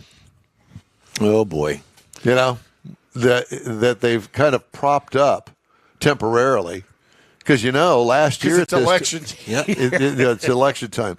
Because last year power went down across the state of Texas and killed 241 people. That happened this week, a year ago. Yeah, and so there's that. Think about as all these autonomous vehicles come on, how is it going to work as it passes through a data desert, so to speak? You know, if it drives in front of your house where there is no internet, Correct. you know, they're all just going to Even park. though there's a 5G thing that took them about 9 months to put on the top of that telephone pole that's less than a block from my house. All these EVs are going to just die in front of your house. Yeah, that's right. They won't know what to do. Uh-huh. No, well, Kind of like this morning's broadcast. Exactly. So, They're going to get a bowling alley. yeah, but if you think about it, because most of them have got their own 4G Wi-Fi setup, that's how they're going to talk to each other. They're not going to need all this external Well, stuff. the problem with that is by the time this happens, 4G is not going to work. You know, look at, you know, I talked about it last week, 3G is going away and they're starting to shut down 3G. And that's going to have an impact on, I think it was Subaru's, Subaru's built-in system of Everything. but it's also their built-in system to advise that the vehicle's had an airbag deployment. That all stops when 3G goes away. Yeah. So as the 4G and the 5G and the 6G and the oh my G becomes issues, OMG becomes issues, that's going to be a real problem. So Going would to take this a be- quick. I'm sorry. No, go ahead. I was just say, with this down the street, would that be technically a G-spot? It would be. And it's time now for a quick break. We waited for You're that. on the In Wheel Time Car Talk Show. Saturday, March 19th, 2022 is the premiere of the all-new Tailpipes and Tacos Cruise In, and you're invited. Tailpipes and Tacos kicks off a new seasonal format, and first up is the Spring Cruise In at the Lupi Tortilla in Katy, 8 to 11 a.m., Saturday, March 19th. Tailpipes and Tacos will award trophies for the best hot rod, best classic, and best modern classic, so make plans now. Tailpipes and Tacos is Houston's coolest cruise in, and this is where you'll enjoy seeing the best hot rods, show cars, classics, and resto mods, along with Lupi Tortilla breakfast tacos and adult beverages. There's no entry fee, and all cars will automatically compete for custom Lupi trophies and other prizes. It all happens at the Lupi Tortilla Tex-Mex in Katy on the Grand Parkway at Kingsland Boulevard, just south of I-10. Get your ride ready for the all-new Spring Tailpipes and Tacos, Saturday, March 19th. It's going to be a huge car show, and spectators are welcome. The In Wheel Time Car Talk Show will be there, too. Let's celebrate the arrival of spring and the return of Tailpipes and Tacos, Saturday morning, March 19th, 8 to 11 a.m. at the Lupi Tortilla in Katy. We'll see you then, weather permitting. Is your business or company looking to stand out in a crowded advertising market?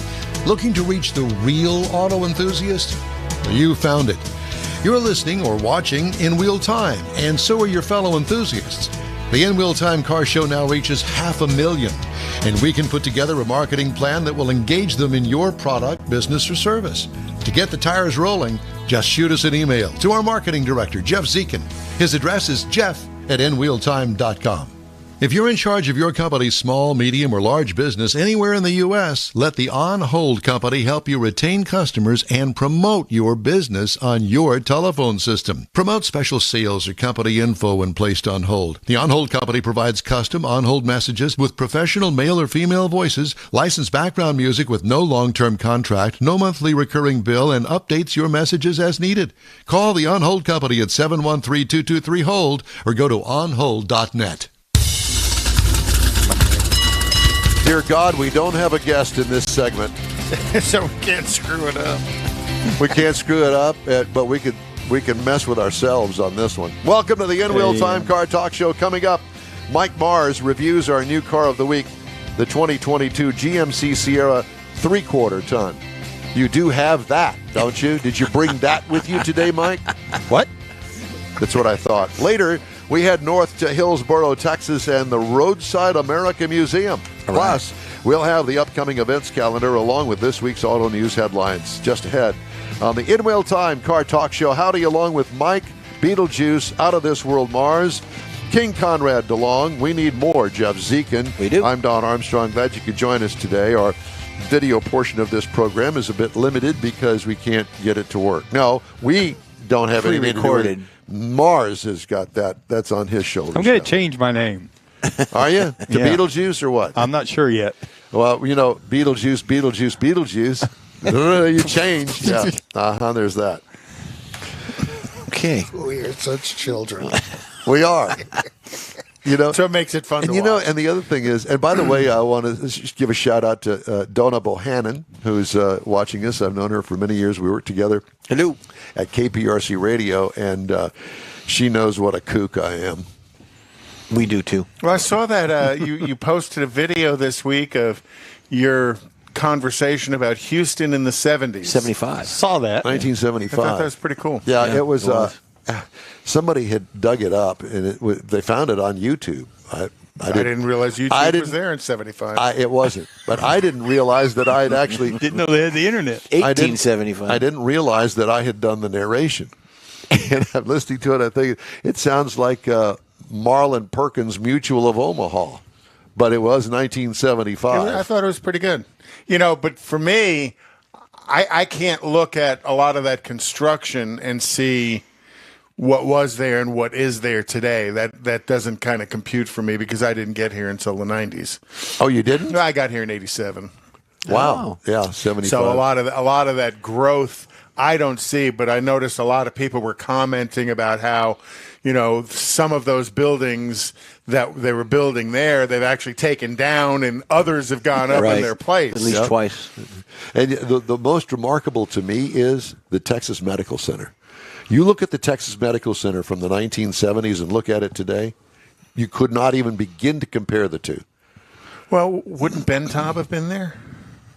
75, yes. I thought Ben Taub was the oldest of those buildings down there. Well, no, it wasn't the oldest of the buildings. The VA is the oldest, isn't it? No, the original building, I think, was the Prudential building, which M.D. Anderson eventually took over, and now it's gone. There's just a field there. They tore it down, loaded with asbestos. It was built in 1950, and I think that it was one of the original buildings out there. Multi-story building. So if you worked Herman in that Hospital was also there. If you worked in that old building, then get a hold of that guy, the attorneys on TV that want to get your asbestos money. I used to go up there and do work, audio work in that building, in that Prudential building, and I have to tell you, it was a real thrill because up on the very tip top, which at one time was the attic of that building, was. Dan Rather actually broadcast from up there. Was he a local guy? Yes. I didn't know that. Way back in the day, back in the early 60s. Didn't he make his big jump because of one of the hurricanes he was involved with? Hurricane Carla. Yes, exactly. Which So I thought it was a cool video, though. Actually, your voiceover doesn't sound unlike your voice today. I mean, your voice hasn't. You can still tell. Well, you haven't gone through puberty yet, I think. That never took place. There's that. It reminded me of the beginning of a Dragnet episode. Okay. That was kind of like the delivery. It's funny because I was going to say it was like the cassette tape you had. Remember when you were in high school and you had to play the cassette and then you had to move the picture screen along with it. That's what it reminded pretty me much. of. Yeah. Ben Perlman Productions. He produced that, and a good friend of mine, and he always liked me for some reason, and used me a lot up until really he died. He went on to huge thing. He actually had a beautiful facility over there, not too far from the Astrodome.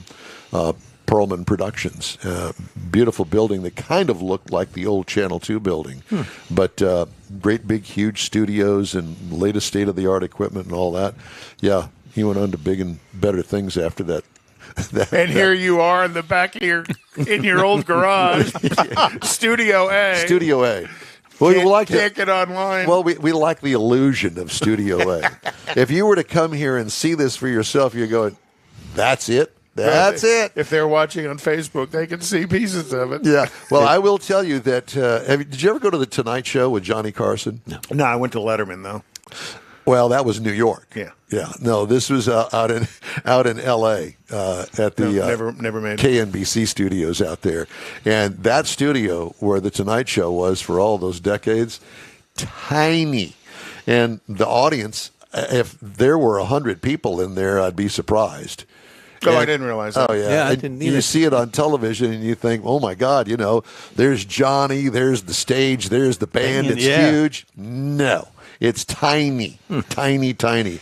It's the illusion of television. My buddy that came over here that one time with his big camera, he's actually done some work for Fox Sports and stuff around the area. And so, but he was kind of surprised. He'd watched us a couple of times, and when we came in, he said, well, y'all make do with He's the one you that get a lot out of that small space. he's the one that blew up our system. Yes, exactly. His camera runs on a different deal because he works with Fox and all that. But anyway, he was quite surprised. Well, they're picketing out front. But Larger place. I will say this, though, as we discussed, I think for the first time in many years, this whole thing that we currently do with the video and stream on Facebook and every other YouTube, podcast Twitter, and all that Twitch, stuff, blah, blah, blah, blah. all those things that kind of evolved. We were a radio show at a local radio station, and that's where it started. There was a number of local radio stations as we've kind of moved around a little bit. And it's now completely evolved into this. Yeah. Well, we thought, well, let's add a little bit. Let's add a little bit more. Yeah. Because let's bring in another camera. Let's do 2 cameras. Why? Well, we did cameras at the radio stations. And that all started them on the wall. But it started because with one. Because the radio station had one camera in there to feed their internet page. That's all that it was. But we've taken it to levels that now we can't even understand ourselves. Well, how does that work, Mars? This is all on you. What I have figured out, talking to David and talking to some other people, is that maybe that's the problem. You woke David up? No, not today. But and even talking to some people that he's brought on the line, trying to figure out what we're doing. Most people buy good stuff to do what we're doing. Yeah, and we don't buy good stuff. Well, we buy stuff. No, we buy amateur stuff. Well, that's okay. Consumer stuff, yeah, we do. Donna says, you've been around a long time, Don, when people use you till they die. Touche. That's great. From your friends. Oh, my exactly. God. That's good. I like it. I'll have to remember that. Thank you, Donna. I appreciate it. I've got so much stuff coming up in the next few months. I had to make a list, and part of it was from a list that Mars had sent me that was outdated. So I tried to update it, and I thought that I would share a couple of the things that we've got coming up. We've got Tailpipes and Tacos coming up, as you probably heard in the commercial. That's going to be on March the 19th, Saturday, and we will be out there from 8 to 11 at the Lupi Tortilla Tex-Mex in Katy, Texas, which is on 99, the Grand Parkway at Kingsland Boulevard, about a mile or so south of I-10. It's easy to get to. It's going to be a great event because Stan has got trophies to award. And new format. Exactly. New format. 2022. Quarterly. And so Tailpipes and Tacos, if you've got a car or if you just want to come and see some really cool cars, that would be a place to do it for free. Doesn't cost anything for anybody. And if you're coming from I-10 to Kingsland, stay on the service road. Yeah. Don't get up on 99 because it's like 3 miles past it to turn around to come back to it. They're telling everybody that now. They waited for a year before they told me that. And so I was going down the 3 mile out of the way. Yeah. And your point is? There's delicious tacos in the morning. Yes. Breakfast tacos. Mimosas, Bloody Marys, soft drinks. And we've sampled all of that on this show, live and in living color. Quality check. We want to make turn everything is good. You can't turn And some of it was quantity check. That was for Conrad and me. If somebody's buying around, you can't refuse it. No, you can't. No. Well, that's rude. Yeah, exactly. Yeah. So when we're there, stop up and buy us around. Absolutely. We want to see how many Bloody Marys we can have here on the table. But to that point, don't the monies from the tacos and the drinks, doesn't that go to a charity? Yeah, it does. Yep. Okay. Shirley's Kids. So, Shirley Muldowney's charity for Shirley's Kids and In Wheel Time Kids. March 19th, and we're the kids. Yeah. March 19th is the date on that, 8 till 11. Then maybe April the 22nd through the 24th, NHRA drag racing in Baytown for the very last time for the pro division. And that will be all day Friday, Saturday, and Sunday. We will be out there on Saturday morning, again, broadcasting, probably 8 till noon that day because we like to give them that extra hour. Because we can, yep. Then, yours truly is going to go on the Hot Rod Texas Tour. And if you're not familiar with the Hot Rod Texas Tour, it's the first and probably the last, since I'm going to be involved in it. I'm not going to be really involved. I'm just going to go on the tour. Go on a ride. And what are the dates? That would be April the 28th through May the 1st, a Friday through Sunday. Friday, Starting Saturday, in Victoria. Sunday. Starting in Victoria and going up to North Texas. Through the Hill Country, we're going to stop at the Shiner Brewery. We're going to stop at a local drag strip. We're going to stop at... Aren't you going to a museum, too? There's a museum that's at the end of the tour. You can do a drive-in movie theater. Drive-in movie theater. And watch American Graffiti. Yeah. It's going to be lots of fun, and there's going to be a lot of people there. As a matter of fact, the drive-in theater is 85% sold out already. Oh, they're thrilled. They're thrilled, and so are we, because it'll be nothing but hot rods and cool cars. That'd be a great. Whoever's, I'm sure Sparkman will have somebody doing some video of this. Do you think that'll be some pretty cool video? Somebody with a lead sled pop in the trunk, 6 people jumping out of the back of it, like. Yeah, I think that'd be cool. $20 a car. But anyway, then on May the 7th is Houston Motorsports Park Saturday night racing at the 3/8 mile Gulf Coast. Mm-hmm. Right. I'm sorry? Gulf Coast Racing Gulf Series. Coast Racing Series. Yeah. That's Gina Child-Knowles' thing out there at Houston Motorsports Park. Put that on your calendar. I was watching yesterday that she is going to coordinate one of the differences in some of the classes that run in Mobile, that they're going to commonize that class with what runs here in Texas, which I think is a genius idea because that's just going to make the field larger. Yeah, exactly. That the same category class rules are going to be at both tracks. Sort of like an IMSA. Yep. Kind of, yeah. Mm-hmm. Lone Star Street Rods is going to be a deal that's on our calendar for June the 10th and 11th. It's a Friday, Saturday deal? It's Friday, Saturday, and Sunday. Friday, Saturday, 3-day Sunday. event. Okay. And that's going to be in Granbury, Texas, and we're going to do a live broadcast from there. Hopefully. Yep, that's their state Dear meet. God, we hope we can be able to pull it. We can't pull it off here in the studio, but maybe we can do it on the road. Today we'll have first. David with us there, but they're actually they're hoping to have 400 street rods attend this thing this year. Cool. They had 300 something last year. We got to get through today first. And Heitzman said he was going to bring his umbrella, but what about Keels and Wheels again this year? We're not doing Keels and Wheels this year. Oh, bummer. No. Lone Star Street Rods in Granbury, Texas, and I think I'm going to take the Corvette. Well, duh. I think I'm going to take the Corvette. Well, I had originally planned Granbury is suburbs of Fort Worth? It's west of Fort Worth. Southwest, yeah. Uh-huh. And so I had originally planned to basically buy a bus and take us all. I'm not going to do that anymore. Surprise. You can still buy the bus. We'll take it. Okay. The Brit Floyd concert is Sunday, June 12th. I think that was a plug at my email that said I was wanting to ride up and down with somebody. Now he's going to take the Corvette and his girlfriend, and I can't go. Let me see. Not in my car. Take you or the Corvette and the girlfriend. Yeah, let me see. Let me think about that one. Conrad. You're responsible for the bus. That's right. You got connections. We could go in your rally. I was going to say we could. Ooh, yeah. We'll go over. We'll put the new ignition switch in the rally, and there's a back seat in that thing. We're going to have to clean it out along with the trunk. And The back seat's not full of stuff. It's just got a couple of posters. Well, yeah, it is. You got to kind of like take all the. No, back Never seat's mind. not bad. Yeah, the back seat's okay. I made sure of that. Now you have to disinfect it or anything. Nope. No. So those are the ones that are coming up before the middle of the year. Just saying. So the Brit Floyd concert, I would suggest that you get some tickets and go. It's really good. If you like Pink Floyd music, okay. This is a British Pink Floyd cover band, and it's more than just a cover band. Where are they playing? It's going to be out here at the Smart Financial Center. Oh, well, that might be very, very good. Have you ever been at anything in the Smart Financial Center? No. Mm-hmm. Yep. If you've never been, this would be a great.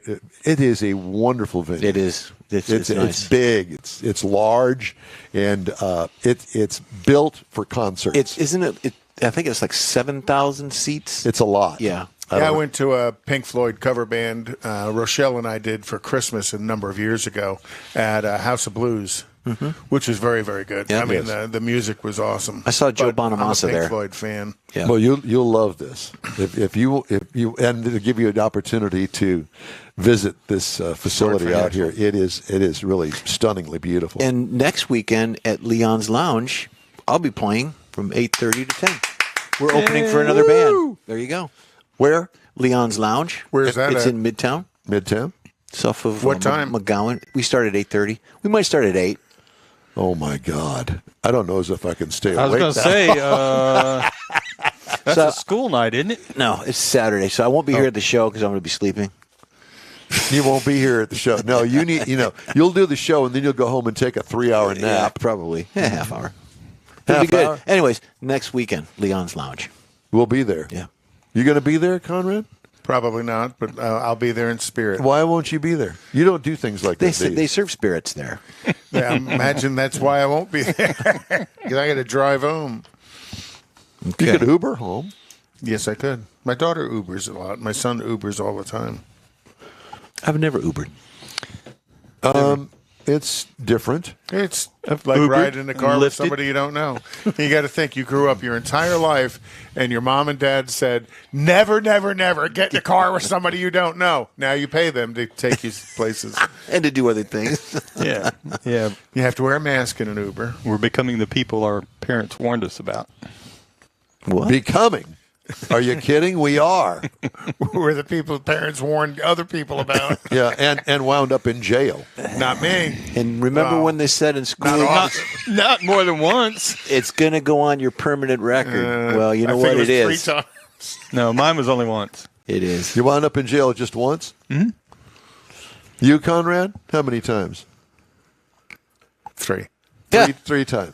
And 2 of them weren't even overnight. 1 was an overnight. Yeah. And how about Did you? you take a tour? How about you, A Jeff? tour of just tours. Yeah. Did you ever wind tours. up in jail?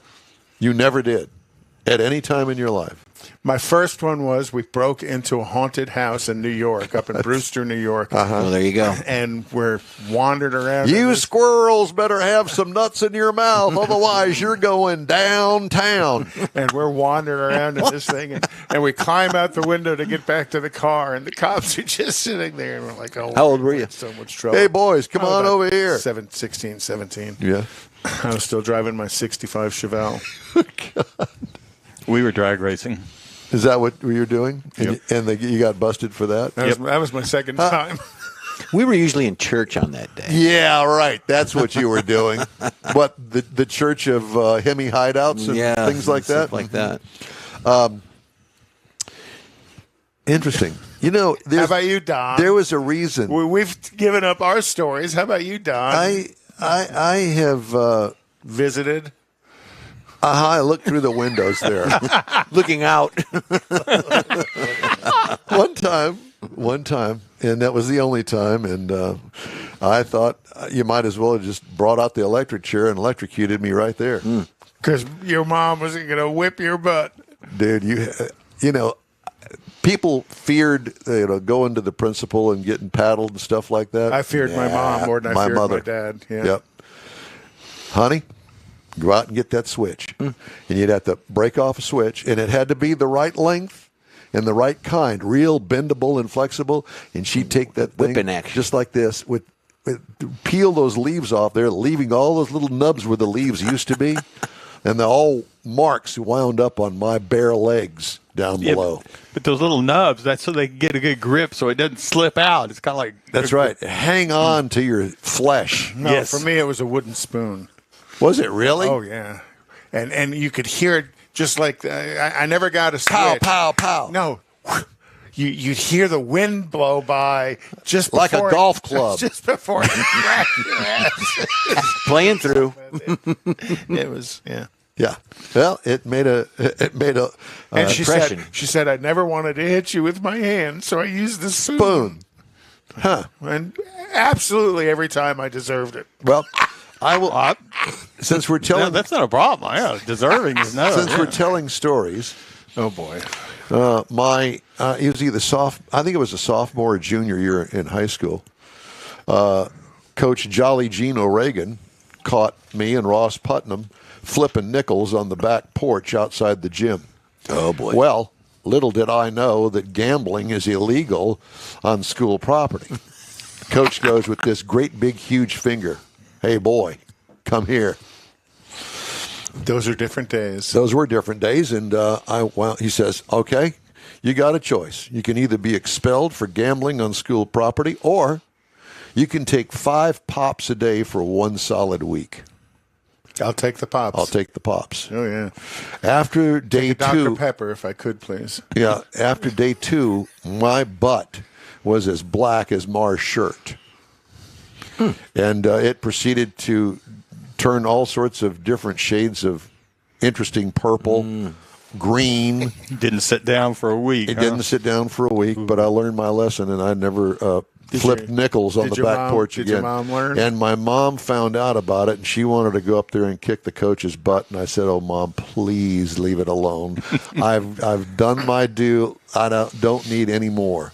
And she said, "Okay, but if he lays one more hand on you," I said, "You don't have to worry about that. I'm all good."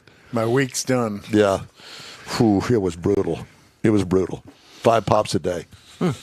Every day for a week. Yeah. I survived. What did he use?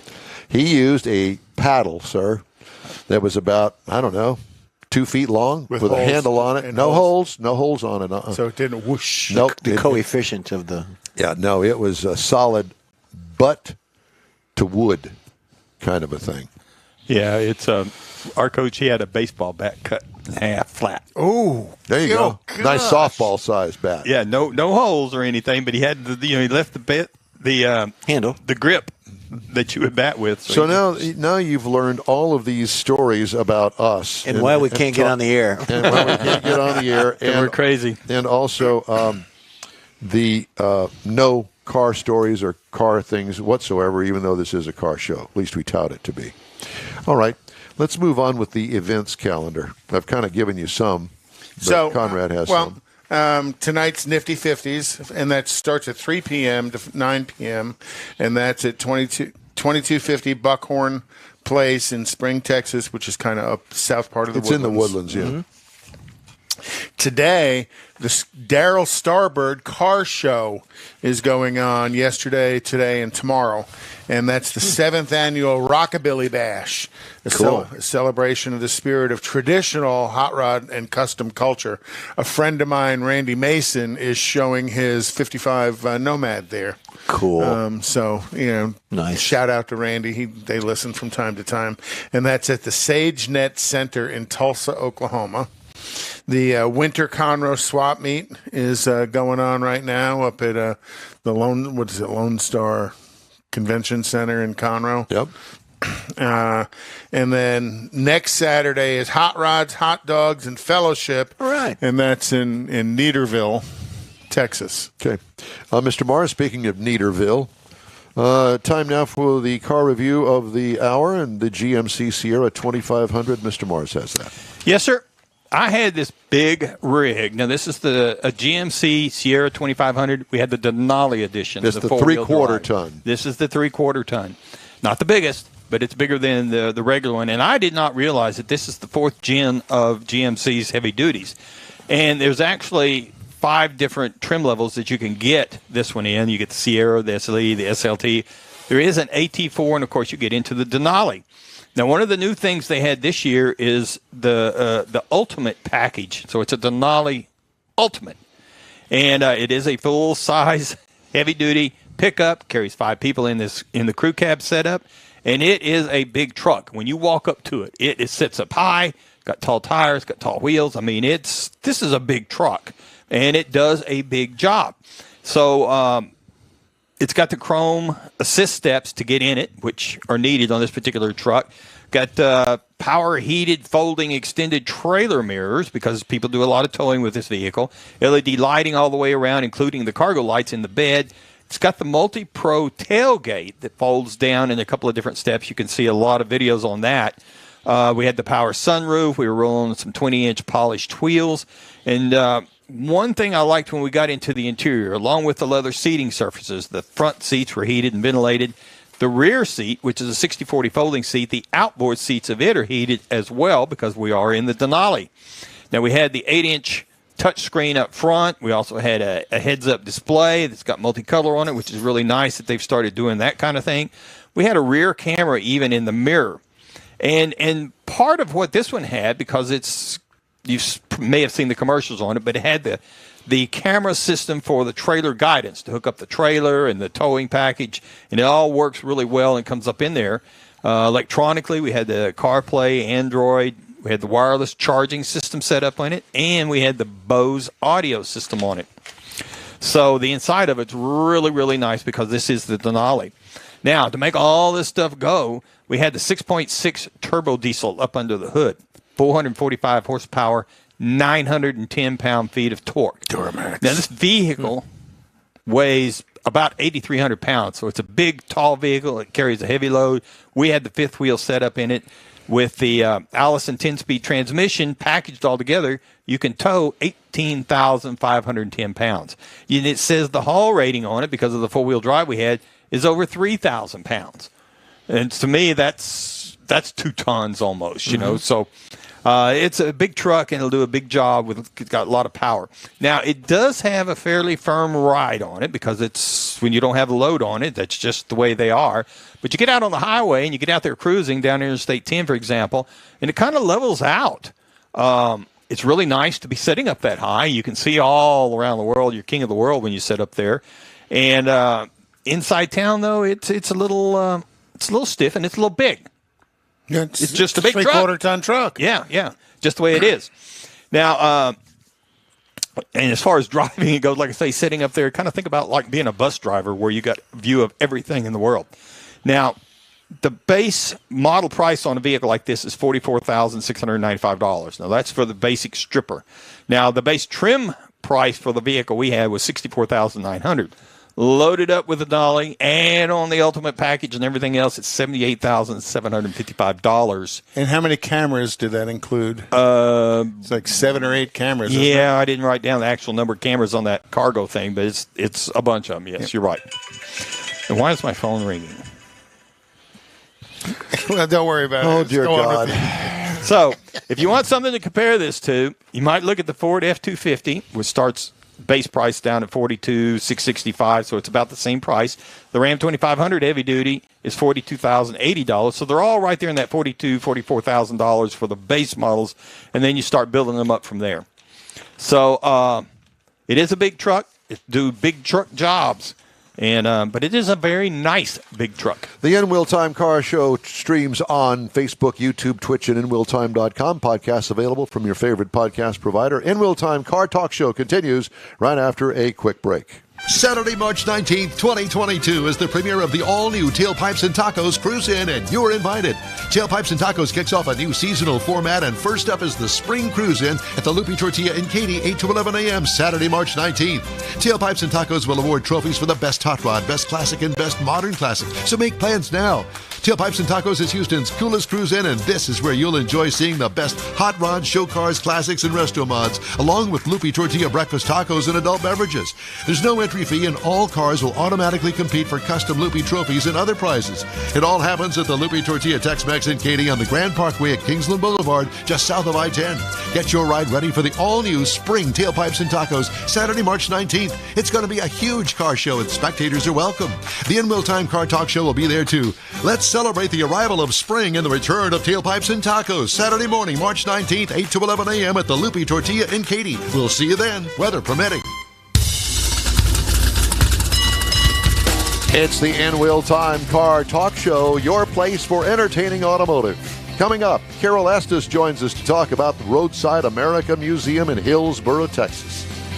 Plus, we have the stories making automotive news headlines this week and other things. Howdy. Along with Mike Out of This World Mars, King Conrad DeLong, and we need more Jeff Zekin. I'm Don Armstrong. Glad you could join us on this Saturday.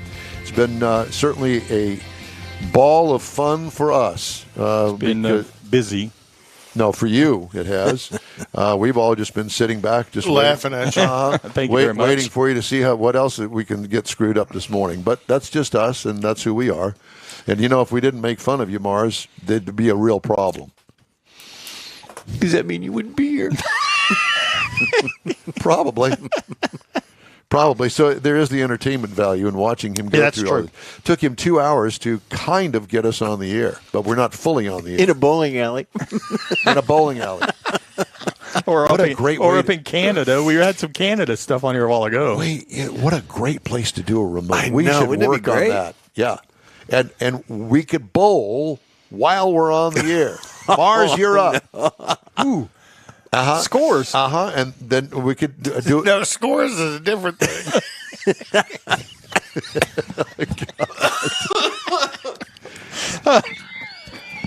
I think they closed that place. I wouldn't know. Gun violence. Hello, is this Mendota Mental Ward? We have Squirrel. We have 4 new occupants that are waiting out the front door. If we don't mind, would you open it so we can all get in there? We'll have Mike. You can set up the electronic scoring for us. It'd be great. Oh yeah, that's what we need to do. All right. So, can we talk to Carol instead of talk about me? Please, go right ahead. Do you want to go to the shot, or do you just want to keep a wide shot? Well, I don't. We got because he's going to give us a tour of the museum. Carol Estes, it's great to see you, to talk to you. Roadside American Museum, Hillsboro, Texas. How's the weather in Hillsboro today? Oh, sunshiny, a little cool, but it's going to be a nice day, I think. Well, yes. Yeah.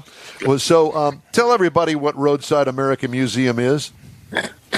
Well, it's a museum of memories mainly. It's 40s, 50s, 60s. Okay, I'm going to step outside here just a minute. And kind of walk in. Truck going by. It's a museum of all sorts of memories, clocks, signs, Great memorabilia, statues, classic cars. You're probably interested in the cars more than anything. Carol, did you collect all this stuff yourself? Yes, over many decades. Been collecting for a long time. So, in other words, you're a real hoarder of the car persuasion. He's a picker. I'm gonna switch. There you are. Okay. Forward. I'm gonna switch the forward camera here so we can kind of see. There's a little information about the place. If someone wants a tour, all they got to do is call this number, and I come to the door and they get a good tour. So, all right. Cool. Well, give us a good tour. So let's step inside. I'll give you a quick overview of it. First off, here, my biggest single collection is the Grapette soda collection. Now, is that a local product? It was a Southern Central States thing. Started in Camden, Arkansas in 1939, and never did really make it nationally. But it's my favorite drink as a kid. That's why I started collecting it. But now these statues are about to take over the place. I've got 73 figures in the building. Oh, wow. Now, counting them, Savannah, my ticket girl, Little Sister Marquis, and so on, the Hillbilly Man here. Bibian. There's Bib. You might like Sheila over here. She's looking pretty good. Yeah, Don would Don be looking for her phone number. Yeah. And I walk you around here, right? A little walk around here. There's a showcase made from the back of a '59 Cadillac. All right. Oh, how cool is that? I made 4 of those in the early '90s. About 30 years ago, I built those things right there. Of course, nothing's complete without Betty Boop. You got to have Betty. Oh, yeah. Got all Looney Tunes characters. So these are all things that you're passionate about that you've had an opportunity to turn into a museum. And is this all your collection, or are there some things in here on consignment from some other collectors? No, there's just 1 or 2 things in here that are on loan, but most of this is things I picked up through the decades. There's more statues, Big Boy, Hamburglar, the big weenie guy there. Ronald McDonald. Looks like Foghorn Leghorn down there. Foghorn. I do have a smaller foghorn here. Yep, it was just to the right down there. Yep, saw Yosemite Sam. I'm trying to find the full-size Foggy. But, yeah, I do have, look, Yosemite Sam here. And you are located in Hillsboro off of, was it 212? Yeah, 212. It was East 212 Elm. East Elm, yeah. It's a block and a half east of the courthouse square on East Elm Street. It's the old Ford dealership in town. Oh, that was a good choice. It was always been a Ford dealership. Old Henry J. Neon's pretty cool. Yeah. And I bought the building in 2005 when the Ford dealership built a new facility over on the highway. And Frisch's big boy here, one of only 3 known to exist. Oh wow! This guy here. It's a Jamaican Blue Mountain coffee statue. Yeah, man. And he's horsehair fiber before fiberglass was even a thing. Very rare gray pet penny scale. One of only 4 known to exist. So how do you learn how many are known to exist? How does that? Where do you go to get that kind of information on your collection? Well, I'll rephrase that. I've been collecting gray pet since 1978, and I only know of 4 that exist. I'll put it that way. And there may be others in private collections somewhere, but I'm only aware of 4 that exist. Wow. Do you ever take this to auctions? Because you know that because of being a museum, car museum, knick-knack museum. Do you ever take them to auctions to see what they're worth, or maybe sell them so you can get more stuff? No, I really don't sell. It's my collection. It's pretty much a goner. I try to stuff throughout the year to. Okay. So if someone walked in taking the tour and they said, "Hey, I like that. I've got one of those. I want to buy that." Would you sell it? I have had people come in before trying to buy things and made some pretty ridiculous offers. There's the man right there. Yep. Yes, it is. How funny. I hope I have enough battery to get through this. There's Mr. Peanut. Here's one of my favorites here is Mr. Wimpy. Yeah.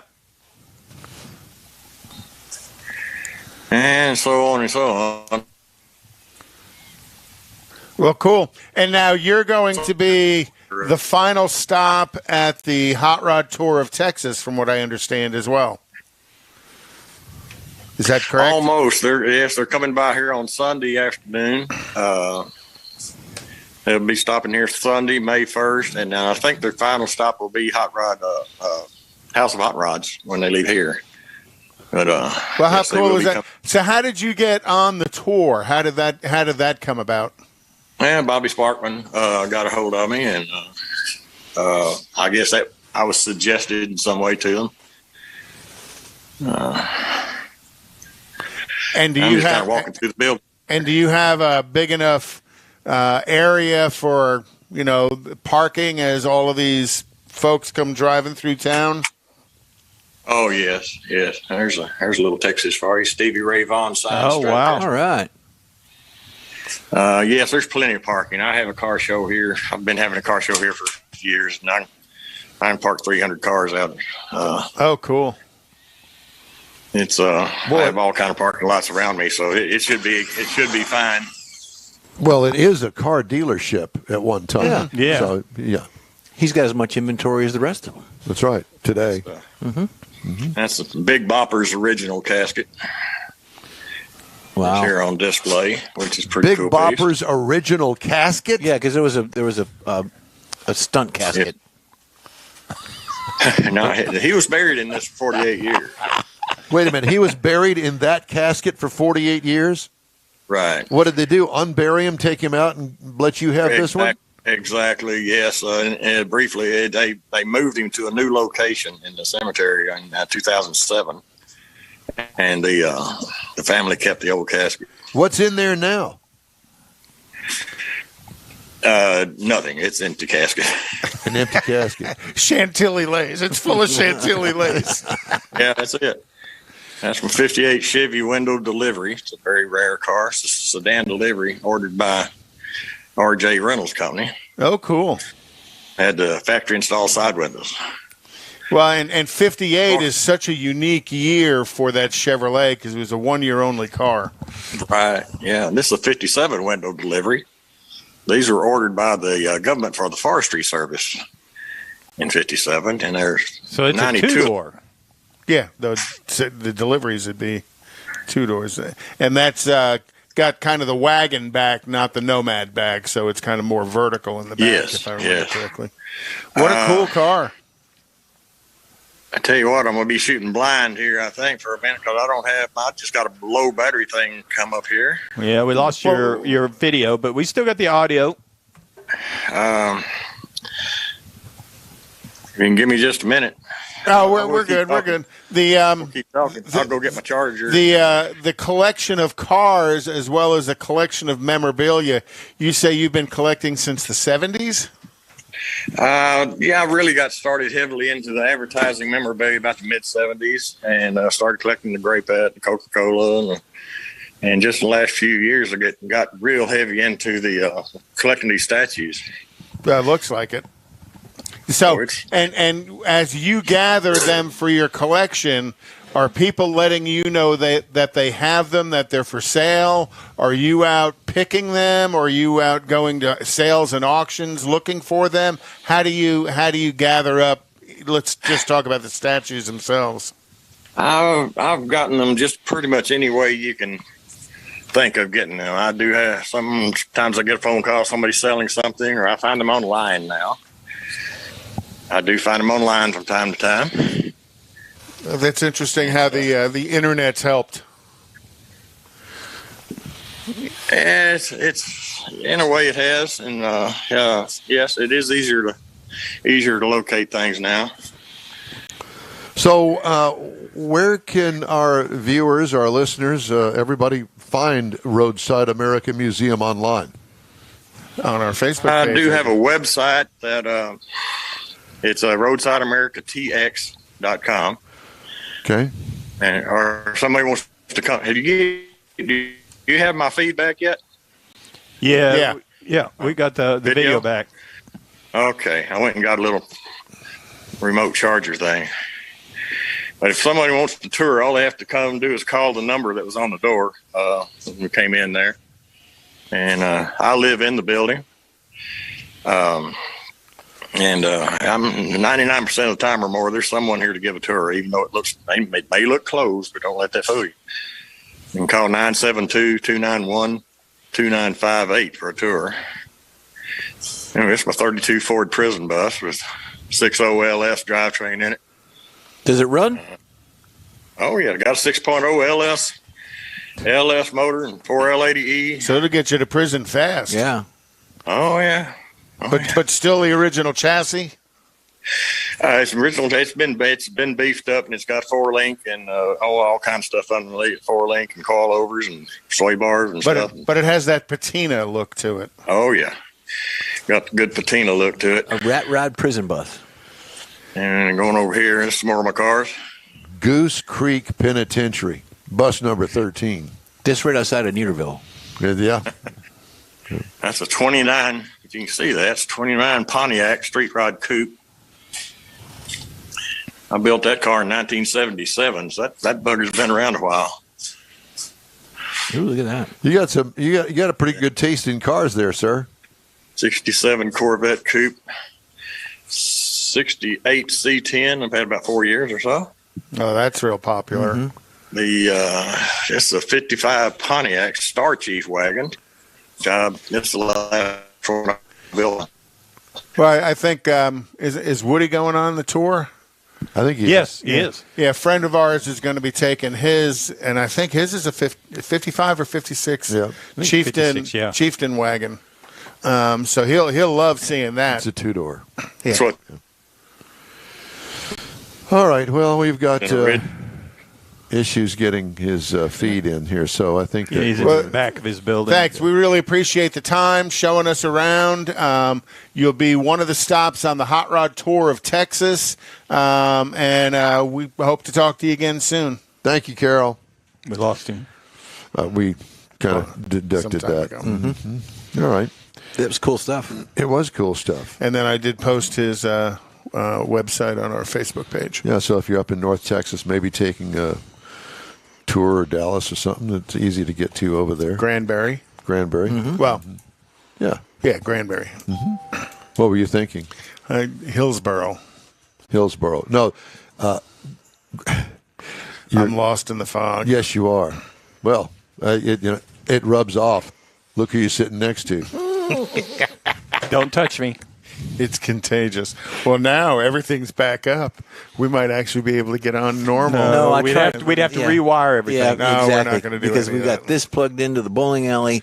We've got that, and The bowling alley. yeah, whatever. We got the Don't bowl- touch it. Don't touch Don't it. touch it. Good God, it will go off the air again. Might get a strike. Because we've actually been on quite well and quite stable. Don't. He's going to do it again. He's doing it again. Beetlejuice. Yeah, It jerks us all around here, and we get all uppity and Dodge 330.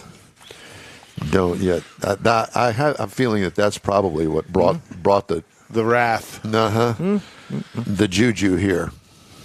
The juju. You get those when you go to the movies.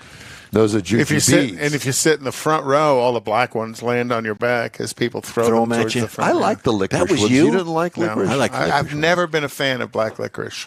You like the red? Yeah. Yeah, The I'll strawberry. eat I like the red. Grapevine. When's the last time you had a grapevine? What's a grapevine? The licorice. The grapevine licorice. Never. Never. Really? You never have? No. Oh, it's I had a awesome. Twizzler. Well, that was before Twizzlers. Oh. Grapevine was. Well, you're old. That must have You're been older some than sort of me. a Yankee thing No, up in no. Michigan. I'm surprised That's you right. don't know It's got to that. be. No, never heard of it. Got to be Wow. a Detroit thing. Red No, and black's no, all I no, ever no. saw. Yeah, I mean, that- Purple? No, and No, to be purple. honest with you, the licorice is black, Right. Okay. not red. It's black. That red is You're not right. licorice. You're right. Well, see, and I don't even like, other things that have that anise flavor to it, the licorice flavor. So I'm never been a fan of the licorice flavor. I'll be darned. The Well, aromatics. how about Jägermeister? Are you a fan of that? No, not at all. I hate it. It's kind of got that blech flavor to it. No, I not don't- me. What is the popularity of? I don't understand that. No, don't do Jaeger. No. And Don't ever have. I'm not a big Red Bull guy either. You? No. No, I'm more of a Monster guy Tastes like medicine. than Red Bull. Red Bull's got a almost a metallic flavor to it. Yeah, at the medicine taste to me. finishes. Yeah. And you can go to bars and get a Red Bull vodka. Red Bull and vodka. Ugh. Ooh, that'll keep you up and drunk. I've never had crawfish.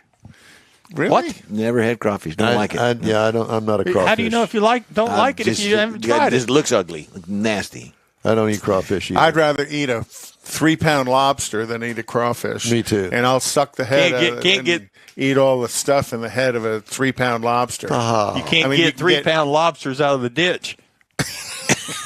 Why Well, would it depends what ditch you're fishing in. I guess near so, the but near the nuclear plant? my you could. ditches you can't. No, I'll bet you can. He's got a That- three-eyed one- I was lobster just going to say looking at some sort of one-eyed monster crawdaddy down there. No, we don't have no radiation plants down there. Yet. No, they're swamp No, monkeys. that's where they make the juice for the radiation. Well, no, we make the gas and oil. They're Do you kind have- of greasy to hold on to, but Do you have an HEB by your house? Because you go into the HEB down the street here, and one section of it they've got a crawfish boil where they sell all the ingredients. It's nasty smelling. Oh, it's awful. Oh, I love crawfish. Oh, It's man. just- crawfish Get is the just corn too much and the work. potatoes. I was just going to and- say, if you clean the crawfish, I may have a couple. Yeah, but that's about crawfish it. is just a lot of work. The little tiny it's not as meat. much as crabs. How big Oh, is no, the no, how big is the crabs. bun you're going to put it on? It's like that big. It's like that big. I'm thinking that's why I want a lobster. And no lobster rolls, please. Just give me the lobster and some butter to dip it in. I'm good. A little bit of lemon, Tilt its head back, suck its head, and whatever. and a spoon to get all the yum out of the body. I don't. What is that? What you kids call what it? Is that? What does that taste like? I just can't do it. Yum. It looks like Tastes like lobster. It looks like doo doo in there. In some cases, I think it is. So you're eating Well, you're lobster eating doo-doo. you're eating the lungs and the heart and the brains and all of that. It's kind of brown, yucky stuff. The same stuff that you eat and when you get sausages. Suck the head of well, no, not really. Yeah. It's beaks and feet and tails. Fingers and It's beaks on the pig. He We've- went to a we've different lost farm our than mind. we pig did. beats. He went to a different farm. Candace says crawfish soup, yum. Oh. Crawfish pie. I've had crawfish pie, but I haven't ever had And soup. filet gumbo. Yep. I've There's had a song too. in that. Oh, yeah. Now, that's a different. I like gumbo. Sometimes they sneak that in there. Crawfish? Yeah. I like gumbo, but I'm not a fan of the okra in a gumbo. No, that doesn't bother Real me. gumbo doesn't have okra in it. What? Okra's the thickener. No, it's not. No, it's the roux. The roux is how you make the roux the thickener. How in the Go to hell- Louisiana. Has this turned to a cooking show? We've made it into that. First, you take the chicken, and then no, to get my wife. You gotta She makes a remember, really good gumbo. What was her name from? yeah. She drank a lot of wine. That was, She was. Oh gosh, what was her can't think of name? Her name. But You know who we're thinking about? I do. But from the story I heard, she'd do like 3 or 4 shows, a taping, and by the 4th show, she was wasted. I met her. She was Really? the most lovely woman you'd ever want to meet. Julia Child. Julia. There. There you go. Ding ding.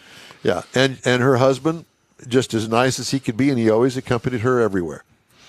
Oh, really? Yeah. And just as nice as she was. Just very gracious. And, she was a superstar before there were food superstars. Before Emerald and all them. And, Oh, yeah. I mean, you can still find her stuff on PBS. And they did a spoof of her on Saturday Night Live. And a couple of her cooking books are still quite the Yes. the one on Saturday Night Live was bad. You gotta look it up. She This- leaked.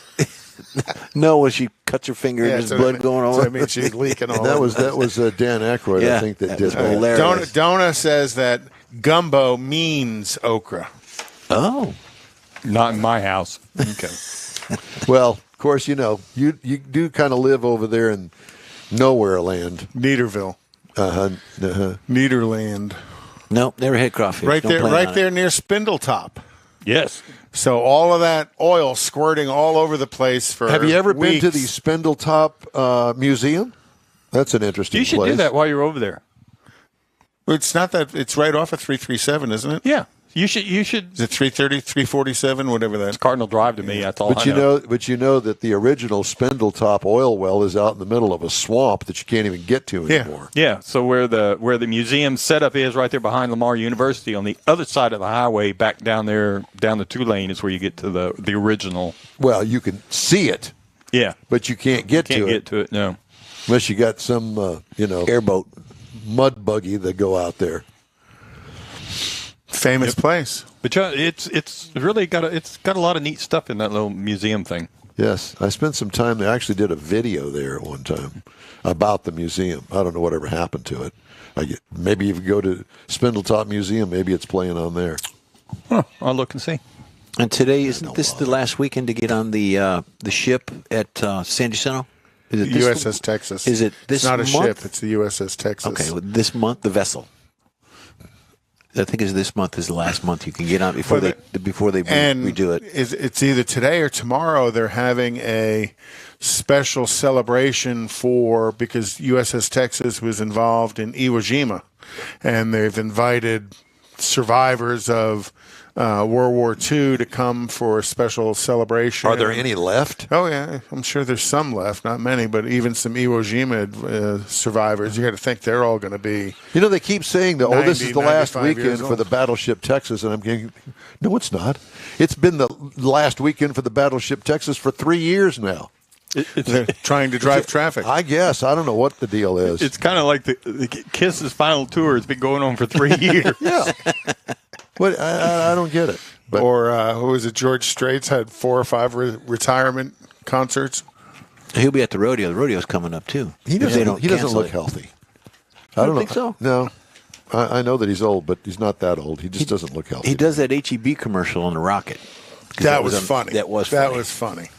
My favorite commercial is Walter the Cat. Walter was there. Yep. Walter the Cat. Well, did you see the commercial before the Super Bowl, not during the Super Bowl, for DeLorean? Yeah, just the with the shadows and the gull wing doors opening up. I thought we're not going to have him on the air. He's busy launching an EV. Well, no, because apparently they're split now. So James he's not the spokesman for both. So he sent a request over to them to see if we can get somebody from the EV side on, because he can't talk to the EV stuff. He's going to stay in Houston. I don't care about that. I want to talk to him. But the EV, I don't care about the EV. Not worried about the EV thing, just the DeLorean in general. Speaking of EVs, the best one I saw was the EV with the Sopranos. That was a cool commercial. Did you see that one? No. Nope, I didn't. Super Bowl commercial? Yeah. And it's probably because I didn't watch a lot of the Super Bowl. Yeah. I didn't watch a moment of the halftime show, so if it came on during halftime, I missed all that too. No, well, Google it or check it out. It's the EV commercial with the two characters from The Sopranos. It's a Chevrolet EV vehicle. Susie. With rear steer. Suze, go shut the door. She nosed her way in here. You go shut the door, baby. Thank you. All right. Quick break now. We've burned that half 1 hour left. Oh, dear God, we're going to make it. We're a quick break right now. Here on the In Wheel Time Car Talk Show. Saturday, March 19th, 2022 is the premiere of the all-new Tailpipes and Tacos Cruise In, and you're invited. Tailpipes and Tacos kicks off a new seasonal format, and first up is the Spring Cruise In at the Lupi Tortilla in Katy, 8 to 11 a.m., Saturday, March 19th. Tailpipes and Tacos will award trophies for the best hot rod, best classic, and best modern classic, so make plans now. Tailpipes and Tacos is Houston's coolest cruise in, and this is where you'll enjoy seeing the best hot rods, show cars, classics, and resto mods, along with Lupi Tortilla breakfast tacos and adult beverages. There's no entry fee, and all cars will automatically compete for custom Lupi trophies and other prizes. It all happens at the Lupi Tortilla Tex-Mex in Katy on the Grand Parkway at Kingsland Boulevard, just south of I-10. Get your ride ready for the all-new Spring Tailpipes and Tacos, Saturday, March 19th. It's going to be a huge car show, and spectators are welcome. The In Wheel Time Car Talk Show will be there, too. Let's celebrate the arrival of spring and the return of Tailpipes and Tacos, Saturday morning, March 19th, 8 to 11 a.m. at the Lupi Tortilla in Katy. We'll see you then, weather permitting. Is your business or company looking to stand out in a crowded advertising market? Looking to reach the real auto enthusiast? Well, you found it. You're listening or watching In Wheel Time, and so are your fellow enthusiasts. The In Wheel Time Car Show now reaches 500,000, and we can put together a marketing plan that will engage them in your product, business, or service. To get the tires rolling, just shoot us an email to our marketing director, Jeff Zekin. His address is jeff@inwheeltime.com. If you're in charge of your company's small, medium, or large business anywhere in the U.S., let the On Hold Company help you retain customers and promote your business on your telephone system. Promote special sales or company info when placed on hold. The On Hold Company provides custom on-hold messages with professional male or female voices, licensed background music with no long-term contract, no monthly recurring bill, and updates your messages as needed. Call the On Hold Company at 713-223-HOLD or go to onhold.net. It's the In Wheel Time Car Talk Show. Thanks for joining us today. Just ahead, Esteban Plaza Jennings, the Ford Bronco brand manager, joins us to talk about the two big reveals that Ford made at the Chicago Auto Show just a couple weeks ago. Got to drive the new small mid-sized Terrain SUV, and I'll tell you my thoughts on that. Conrad has the cruise-in calendar and This Week in Auto History. Plus, we'll also have the stories making car news this week. It's just ahead on today's In Wheel Time Car Talk Show. Howdy, along with Mr. Beetlejuice himself, Mike Out of This World Mars. He took the shirt off, though. King Conrad DeLong. We need more, Jeff Zekin, always. Yep. I'm Don Armstrong. Thank you very much for joining us today.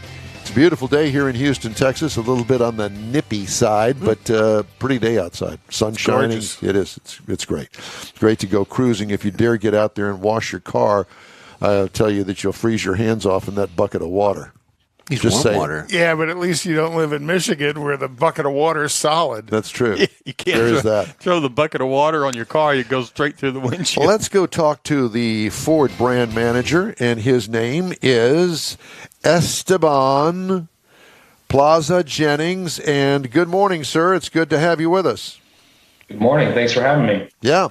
So Ford Bronco, I read a story this morning that there's a bunch of them sitting on some dirt pile out there by the factory that you can't get out the door because of the chip crisis. Yeah, we have some trucks that are waiting for some microchips that are sitting outside the assembly plant right now, but we're working through them as quick as we can. I know you are. And that'll be plug and play as the chips come in? Yeah, effectively. Yeah, we call it a vehicle on wheels program. So the trucks they sit in the parking lot, and then once we get the microchips in, they get installed in the vehicles. Get them on down to the dealers. So these vehicles are immobile until the chips come, or how does that work? You couldn't deliver it to the end user customer without that particular chip? Yeah, you guys are testing my particular knowledge on this subject. It's what we do. So I can't really comment on the technicalities on the retrofit process, but needless to say, we're working as quick as we can to get those in our customer hands. Well, I have to tell you, I got to experience a Ford Bronco out of the press fleet here a couple of months back, and I absolutely fell in love with it.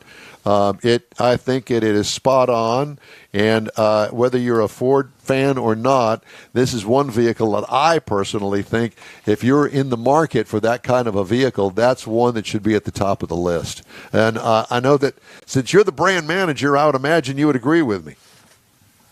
Yeah, I mean, it's a very compelling product for customers who are looking for a rugged 4x4 SUV. And I know especially a lot of people down in your part of the woods, if they want to take the doors off a vehicle or the roof off, obviously those are some great capabilities that are pretty unique to the segment that Bronco plays in. Now, I understand there's been a lot of talk about some sort of problem with the colorization of the removable roof panel, and I guess that you guys got a handle on that. Yeah, we early on in production, it didn't necessarily have to do with the colorization as much as there was some sealing issues on the roof that we worked through with our supplier partner, and we resolved that issue. We're shipping quality roofs to customers today. Gotcha. So you're replacing those that were affected by this flaw, if you will. Is that correct?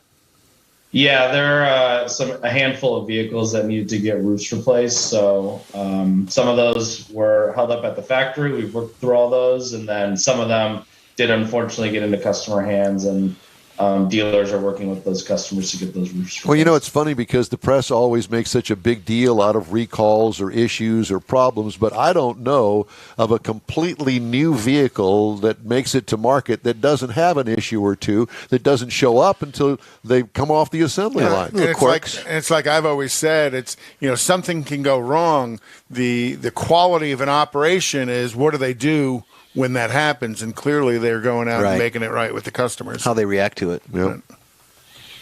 Cool. So tell us about some of the upcoming ideas that are going on with Bronco. Didn't y'all drop some stuff out at the Chicago Auto Show recently?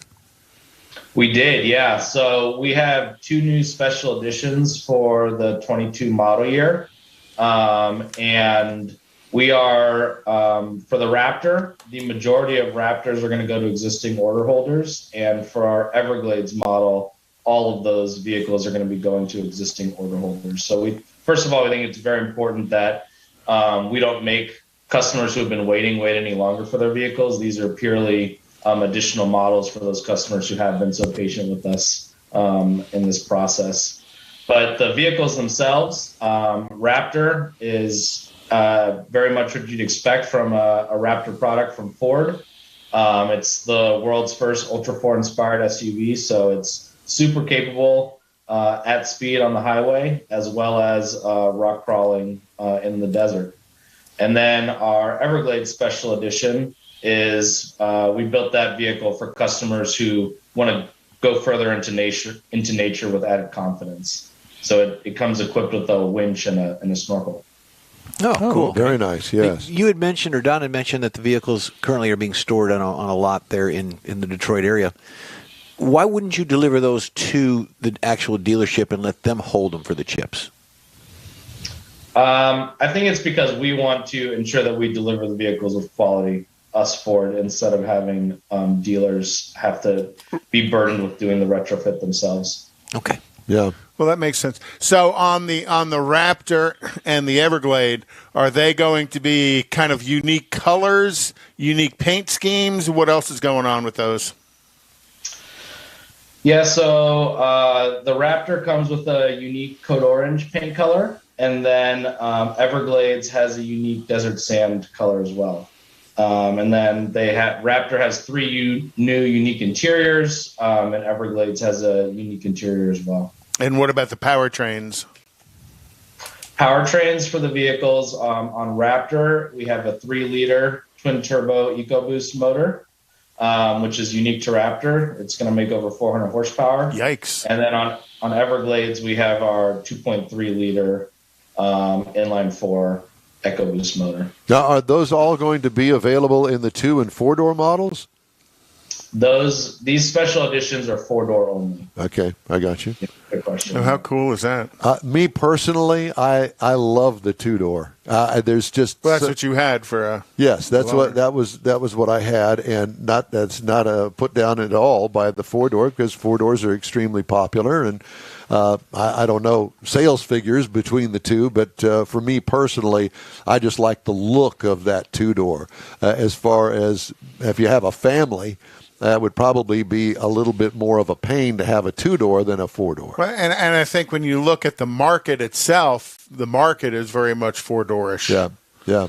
So yeah. So great things. Any word on the whole chip thing with Ford? I know that between the problem with Canada and the shutdown over the bridges in Windsor and Ottawa and all of that, on top of the chip shortage, I mean, it's got to be wreaking havoc with Ford as well as with all of the other manufacturers. Yeah, we have a lot of very smart people in the company who are working very hard on the chip issue. So we're doing our best to work through it and manage through it and get customers in vehicle hands. I've been in the press business with automotive now for over 20 years, and I have to tell you that I think, and correct me if I'm wrong, but I think that this is probably one of the most pivotal and really exciting times for Ford. I mean, you've got the Lightning coming out. It's a real change, and it seems to me a real bright spot for Ford right now. How's everybody feeling up there about all this? all the new stuff. Yeah, there's tons of new products coming out from Ford, and I think everyone within the company is very excited about it. We won North American SUV of the Year this year with Bronco, and we also won North American Truck of the Year with Maverick this year. So I think that's indicative of not only how excited we are about the product and bringing all these new models to market, but also the reception that we're seeing from the public as well. So I have another question, kind of a little off base from what we're talking about, but it's still Bronco focused. I go back to the days of the Baja races with, I'm going to say Parnelli Jones, who is quite a famous Bronco driver. Is there any plans in Ford's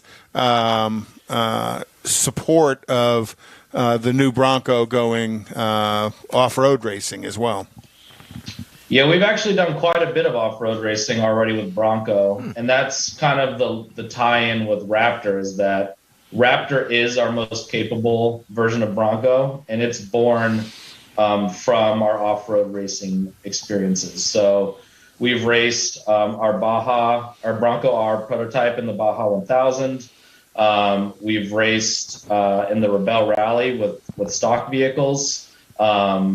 Two of our engineers actually entered the Nhra 1000 with a bone stock Bronco, and they podiumed with that vehicle. Oh, wow. Great. And then I think what we're most proud of, and what we derived most of our learnings from, for Raptor at least, is from our participation in Ultra 4.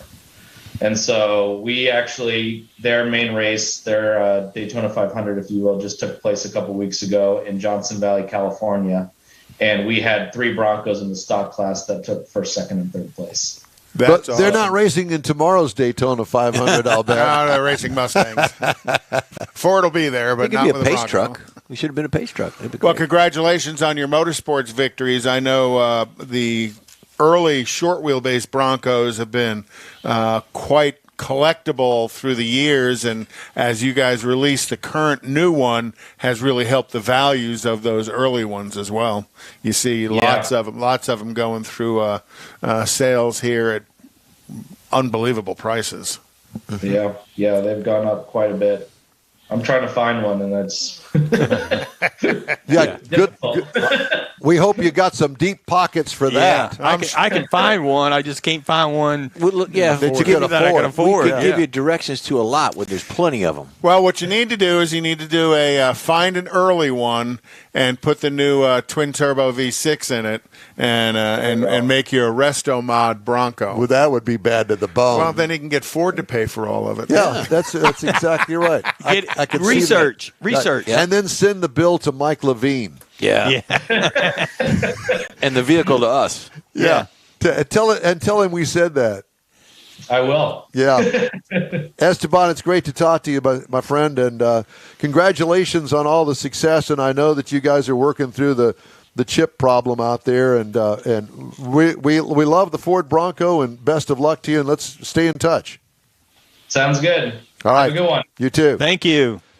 Great guy. I'm excited for them. Oh, yeah. And I'm starting to see. I've seen two of them over there in my part of the world in the wild that that they're finally starting to make it out there. I've seen a number of Bronco Sports, and and let me just say this about that. Now it's a completely different vehicle. That's a nice vehicle too. Yep. If you're into a crossover, I would certainly take a look at the Bronco Sport. Well, and I've looked at, I've seen a number of the new Bronco as well out and on the road. And Oh, you it have? always catches your eye. I know. Oh, yeah. Seriously, and a couple of them have been two doors, and I literally want to stop and watch that thing watch it go by because it's just such a good looking Well, truck. I told you when I had it, I got all these thumbs up, people slowing down and looking at it, and that doesn't happen very often. Most of the cars that I drive. Yeah, they were all going, look at that old guy in that new car.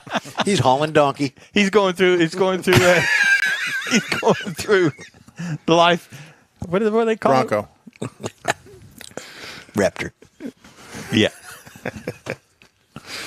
You can dress these Crisis. guys up. That's what it is. A midlife crisis is what I was trying to think of. That's exactly. I wish we're in midlife again. End of life crisis.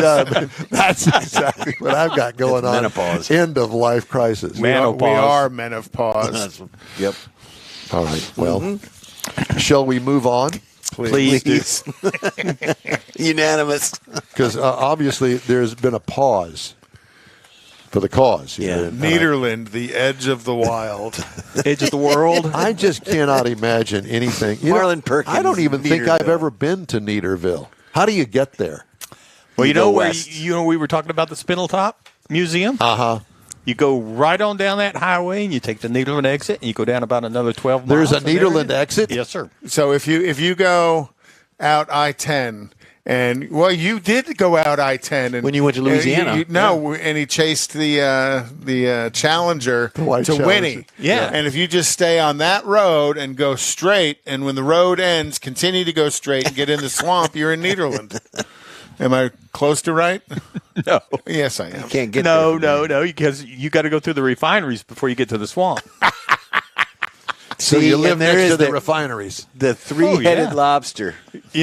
Some people watch the sun go down in the glow. Well, when the sun goes down in the glow here, we look to the south and we see the glow of the refineries. And that's actually quite true because the glow of the refineries, I guess, is they're burning off the natural gas or burning something off. They're burning. Generally, it's the mistakes. Somebody goofed, so they got to burn off the mistakes, and they do So it at there night. is an orange glow It's like a giant to one-hitter. Nederland. Giant one-hitter. I did things on purpose to myself back when I was in my late teens and early 20s. We all did. But, you just have to just drive over there, and it just kind of happens naturally over there. Name that What is odor. that funny smell Like in the air? Pasadena. When we go to Oklahoma for the family reunion and we're gone for 3 or 4 days or a week in particular, we come back. You smell we it? know when we're getting Back. close to home. Yeah. We're That's home great. because it smells. Exactly. All right, time now for the car review of the hour, the 2022 GMC Terrain. Available trim levels are the SLE, the SLT, the AT4, and at the top of the food chain is the Denali. I had the AT4 all-wheel drive. This is considered by your government as a small SUV.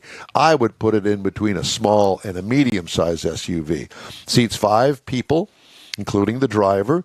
It was a complete redesign in 2018. Exterior features include C-shaped headlights.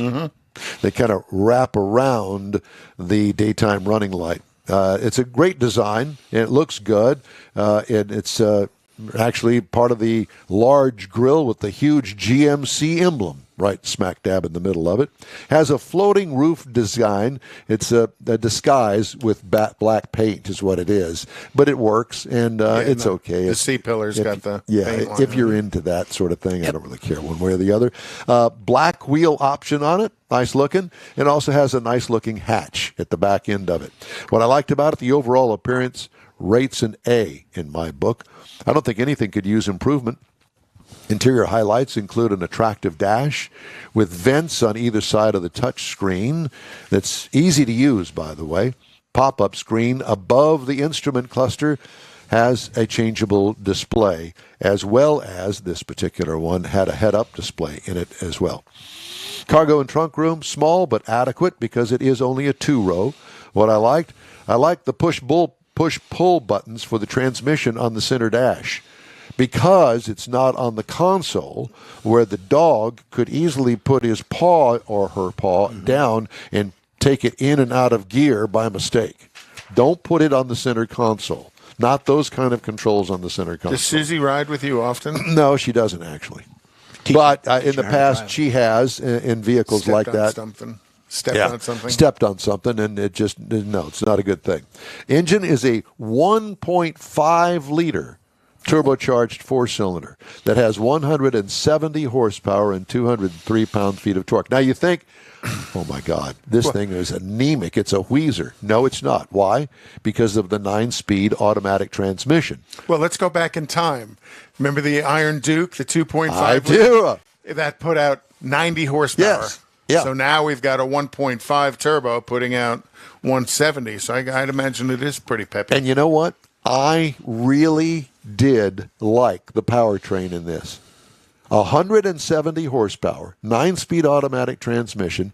It had the start-stop feature. I never turned it off. Didn't have to. Really? So it didn't annoy you the way some do? Not at all. Yeah. And I'm a 2-footer. Left foot on the brake, right foot on the accelerator.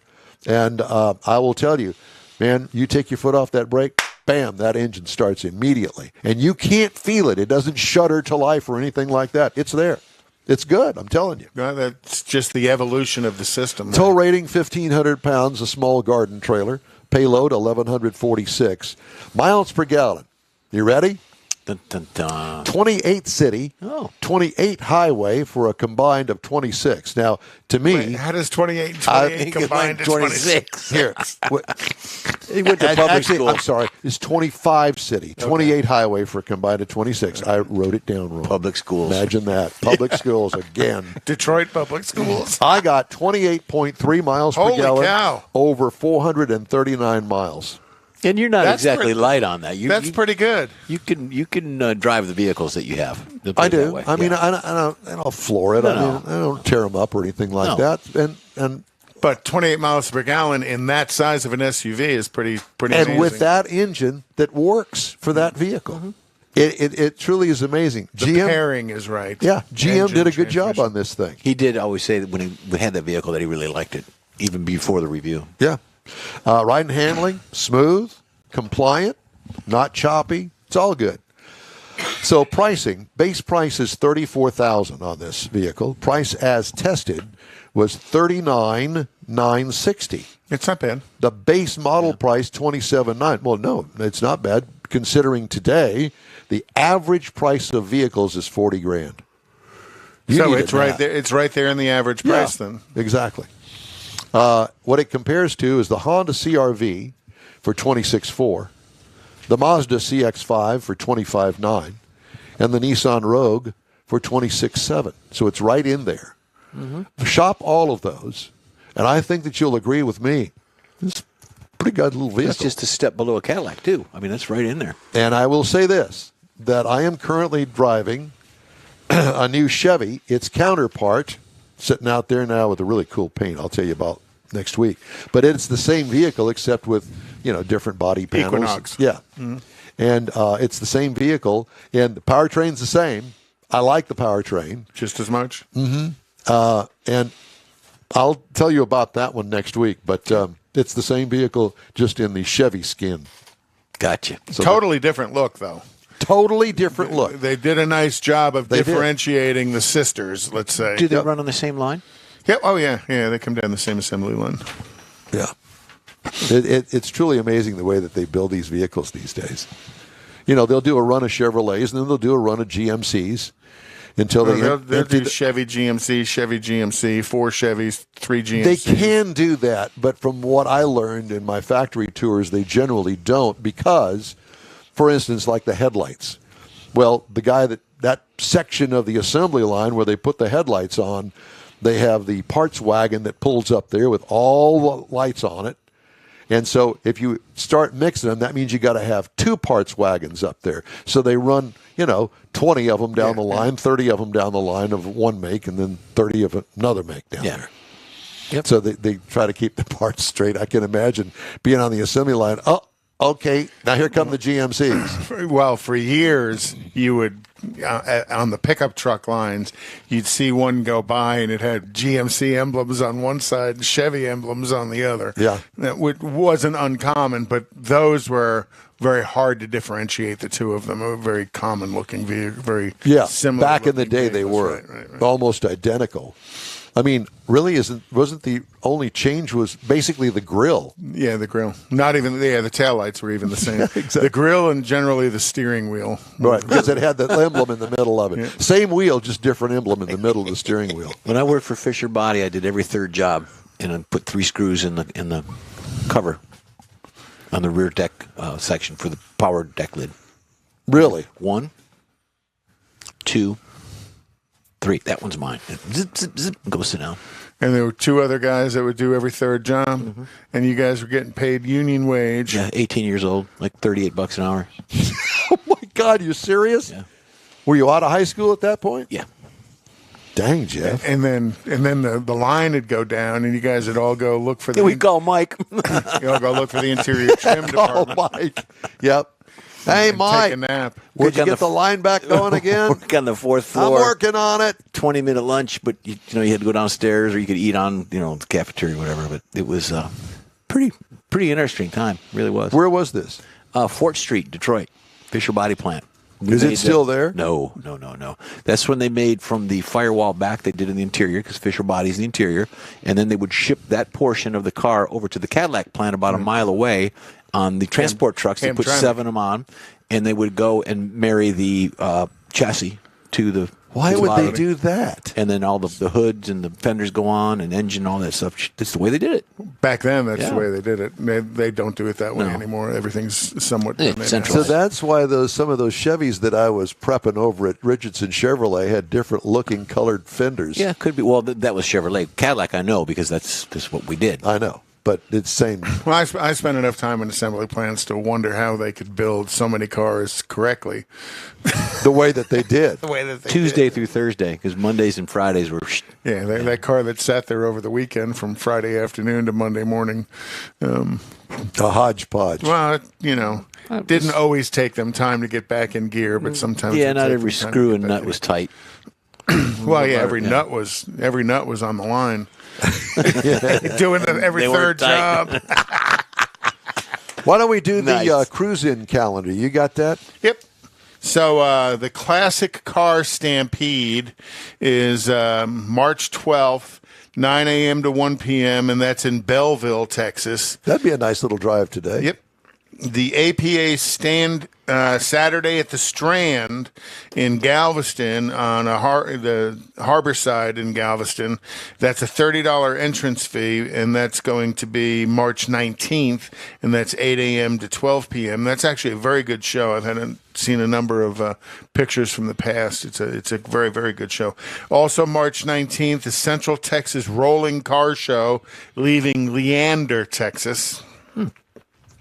Saturday, 3/26, Church on the Rock, the Spindletop Car Show in Beaumont, Texas, which is right down there off of 3. And, you know, Mars never attends any of those car events over there. Well, that's Saturday morning. So. Yeah, a lot of them are on Saturday. Well, he could go to the head. We could probably have the same results here.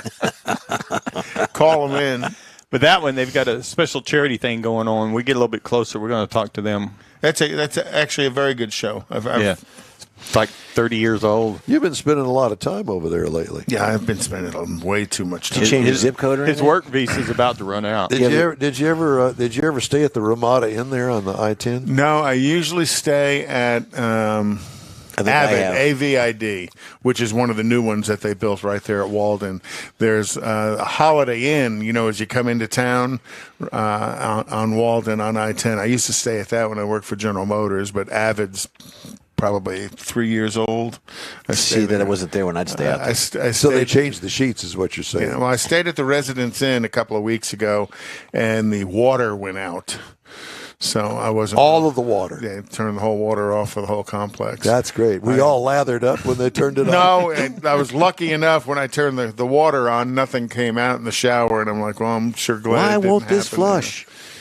So, and then also Saturday, April 9th, from 9 a.m. to 3 p.m. is the Lubies in Lake Jackson, their second annual car and truck show. And then Saturday, May 14th, the Arkansas Camaro Fest in Eureka Springs, Arkansas. All right. Camaro Fest. Mm-hmm. Huh. So all the Camaro Where is guys. Eureka located versus like Little Rock or Hot Springs? Eureka is right there next to the vacuum cleaners. Just across the Oklahoma border and north of 40. Okay, so west used side. Used to be a real of, fun road, but 71 used to be a great road. I used to ride my motorcycle up and down 71. I was up there.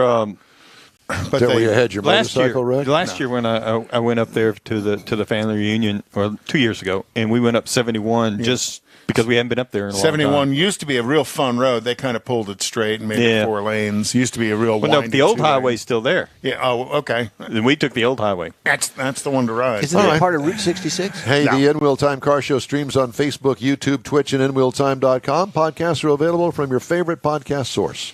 The In Wheel Time Car Show continues after these brief messages. Saturday, March 19th, 2022 is the premiere of the all-new Tailpipes and Tacos Cruise In, and you're invited. Tailpipes and Tacos kicks off a new seasonal format, and first up is the Spring Cruise In at the Lupi Tortilla in Katy, 8 to 11 a.m., Saturday, March 19th. Tailpipes and Tacos will award trophies for the best hot rod, best classic, and best modern classic, so make plans now. Tailpipes and Tacos is Houston's coolest cruise in, and this is where you'll enjoy seeing the best hot rods, show cars, classics, and resto mods, along with Lupi Tortilla breakfast tacos and adult beverages. There's no entry fee, and all cars will automatically compete for custom Lupi trophies and other prizes. It all happens at the Lupi Tortilla Tex-Mex in Katy on the Grand Parkway at Kingsland Boulevard, just south of I-10. Get your ride ready for the all-new Spring Tailpipes and Tacos, Saturday, March 19th. It's going to be a huge car show, and spectators are welcome. The In Wheel Time Car Talk Show will be there, too. Let's celebrate the arrival of spring and the return of Tailpipes and Tacos, Saturday morning, March 19th, 8 to 11 a.m. at the Lupi Tortilla in Katy. We'll see you then, weather permitting. Is your business or company looking to stand out in a crowded advertising market? Looking to reach the real auto enthusiast? Well, you found it. You're listening or watching In Wheel Time, and so are your fellow enthusiasts. The In Wheel Time Car Show now reaches 500,000, and we can put together a marketing plan that will engage them in your product, business, or service. To get the tires rolling, just shoot us an email to our marketing director, Jeff Zekin. His address is jeff@inwheeltime.com. If you're in charge of your company's small, medium, or large business anywhere in the U.S., let the On Hold Company help you retain customers and promote your business on your telephone system. Promote special sales or company info when placed on hold. The On Hold Company provides custom on-hold messages with professional male or female voices, licensed background music with no long-term contract, no monthly recurring bill, and updates your messages as needed. Call the On Hold Company at 713-223-HOLD or go to onhold.net. It's the In Wheel Time Car Talk Show, the place for weekly entertaining car talk. Coming up, Conrad has the popular This Week in Auto History. We'll get you updated on the stories making car news this week, as well as a special guest from Consumer Reports. Howdy, along with Mike out of This World Mars, King Conrad DeLong. We need more Jeff Zekin. We do. I'm Don Armstrong. Glad to continue. You know, it's pretty good that we got. And you're the professional. I know. Who said anything about professional? He erased everything he said about it today. Yeah, take it all back. Yeah. Sounds like he tried to. It's been a challenge, to say the least, today. Why is that? Because you're drinking super glue and your tongue's sticking to the roof of your mouth. Is that what it is? Where is that super glue? I need another shot right now. Young kids are calling. All right. So joining us right now, Mike Monticello with Consumer Reports. Mike, it's good to see you. How are you? Good. How are you guys doing? Can you hear me okay? We are doing just fine. Yep, personally. we can hear you fine. Yeah, and we can hear you just fine. So Consumer Reports 2022 top picks. How did you come up with top picks? Well, yeah, I mean, it's a big deal for us every year. This is the, one issue a year for the magazine anyway. Yes, we still produce a magazine that is all cars, no appliances or dishwashers or anything like that. So to be a top pick, you've got to have a very high overall score, which encompasses our road test score. It encompasses predicted reliability, owner satisfaction, and those two things come from all of the surveys that we do with all of our CR members. And to be a top pick, you also have to have all trims of the model have to come standard with forward collision warning and automatic emergency braking with pedestrian detection. And also this year, instead of just having what we might call city speed or low speed automatic emergency braking, they have to have highway speed AEB. And so that's kind of how we come up with the top pick. And the other thing is that we're also kind of new this year is that we're adding 2 points to a vehicle's overall score if it comes with what we consider an adequate driver monitoring system. If a vehicle has an active driving assistance system, and as you know, probably that is when something like Tesla Autopilot, GM's Super Cruise, Ford's Blue Cruise, a system that can handle the steering and the adaptive cruise control as you're driving down the road.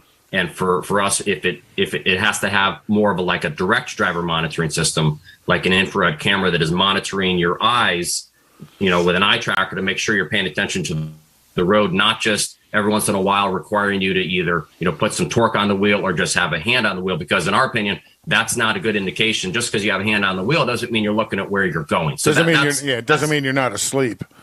Exactly. Yeah. And there is the safety aspect to that as well, because that is one of the things that our folks are pushing for, is that if someone were to fall asleep or if someone were to have, a medical problem, you want this system to be able to handle bringing the car to a stop, realizing there's a problem. And I mean, eventually we'd like to see them have the capability to not just stop in the road and put the emergency flashers on, which is what they would do now, but actually pull over to the side of the road, have the ability to realize there's a problem, pull over to the side of the road and get off the road. So that's where the top picks, to be a top pick, you have to have all of those things. So it's a pretty tall order for a vehicle to get into a Consumer Reports top pick. So there are different styles of vehicles. You got things like, small car, small SUV, hybrid, that sort of thing. But you've also got them chosen under a price category as well. Correct. Right. So how did you come up with those parameters? Those parameters, I'll be honest with you, I didn't pick those parameters, but it's something that we do every year. You have to have some way to. There's your dog going across the thing. You have to we have to figure out some way to choose these top picks. So you have to draw a line somewhere, right? Sure. So we went under 25,000. That's how we chose the Nissan Sentra, for a small car, and also under 25,000 happened to be another Nissan, the Rogue Sport for a subcompact SUV, and then we picked 25,000 to 35,000, and for that we went with the Subaru Forester, and we also, for the small SUV, and then we also picked the Toyota Prius and the Prius Prime. And of note with the Prius, it's record 19th top pick. No other vehicle has been a Consumer Reports top pick 19 times. Toyota Prius still going strong there, and then in that same $25,000 to $35,000 category for mid-sized sedans, we picked the Honda Accord. And unfortunately, we can't do a pick necessarily in every single category, so we have to kind of we don't always have a sporty car. Sometimes we do. It kind of depends on where things fall. So do you have kind of like a staff meeting in the conference room, and you say this is the way that we're going to do this, and do fights break out in that meeting? That we're going to have it this way. No, we're not going to have it that way. I mean, what's the process? I want to be the fly on the wall on that meeting. Oh yeah, I mean, no, it's no holds barred. I mean, there's been bloodshed for sure. I cried a couple times because I feel like I come up with these great ideas and then they shoot me down and I start crying. It's a whole thing. But no, we try to keep it semi-civil, but we try to. One of the things about Consumer Reports is we try to pick vehicles that are reasonably affordable, that makes sense for most people, and that's why we don't have a Bentley. Yeah, we don't have a Bentley. We don't have a under $100,000 sports car category. That would probably be the Corvette if we were, but we don't typically do that. Like I said, we have had like a Mazda Miata and stuff for a sporty car in the past, but if we try to. And that's, again, you're exactly right, though. We do get in a conference room. Well, these days we do it via Zoom meetings. Yep. But so we do hash it out, and we figure out what makes the most sense for most people. And how many people are in that meeting? Just give me a rough estimate. It's usually about 10 or so. Yeah. We've got people on the tech side. We've got people more on the editorial side like me. We've got a couple bosses in there. And, of course, Jake Fisher, who is our senior director of auto testing. He's heavily involved in that. And Gabe Shenhar, who's in charge of buying all of our test cars. So we have a whole group of people, and we hash it out and keep it. Our rule is we try to keep it semi-civil. That's all. That's the baseline. Semi-civil. I don't know how you got your job. Somebody lied to somebody, and you got your job. And I am jealous, and I want to go to work there. I mean, what a great job! He's got pictures. Yeah, it's a super fun job, and one of the best things about it is, I've been in this industry for 21 years now. One of the best things about Consumer Reports is that we have our own auto test center in Central Connecticut. And so anytime we want, we can just take a car and go around our road course, do a full acceleration run if you want on the old Connecticut drag strip. And it's super fun, great people to work with. And I think we also feel like we're trying to make a difference, help people choose the best cars for them using all of these parameters that we talked about. The road test score, which is not just instrumental performance testing, but how it drives out on the road, how quiet it is, how nicely it rides. And then along with these, is the car reliable? What's the owner satisfaction, right? That's a good way to know. Word of mouth is the old way you might do it. Oh, well, I heard this car's really good. Well, so we find out from our subscribers, would you buy this car again? And if you didn't, well, then that goes, in all of our data, and we're able to tell people, where its owner owner satisfaction score is. If it's a pretty high owner satisfaction score, there's a good chance you're going to like that vehicle too. So you mentioned that you have somebody that's in charge of buying your cars. Yes. I mean, to me, I think that's a great advantage because, like you said, it'll be there, I guess, as long as you want it. And so you can get it and go drive it. Because Don and I, we get press fleet cars. And, we know that Lexus that's sitting out there in the driveway or whatever we happen to be driving, it's not my vehicle. It's only here 7 days. And I have a responsibility to take care of that vehicle because it's not mine. We're not taking it to the drag strip. We're not racing it around corners and burning the tires off of it because we wouldn't get another one. Or not doing snow donuts up there in Connecticut during the winter. Oh, that'd be awesome. That's right. But I would imagine that you guys probably do all of that sort of thing.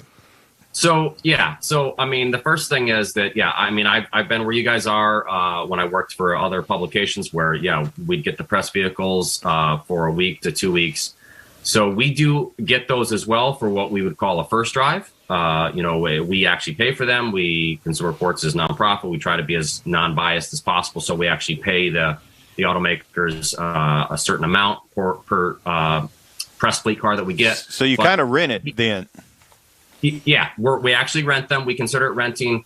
But for all of the cars that we test, any test numbers that we have are from a car that we anonymously buy at local dealers throughout Connecticut and the Northeast.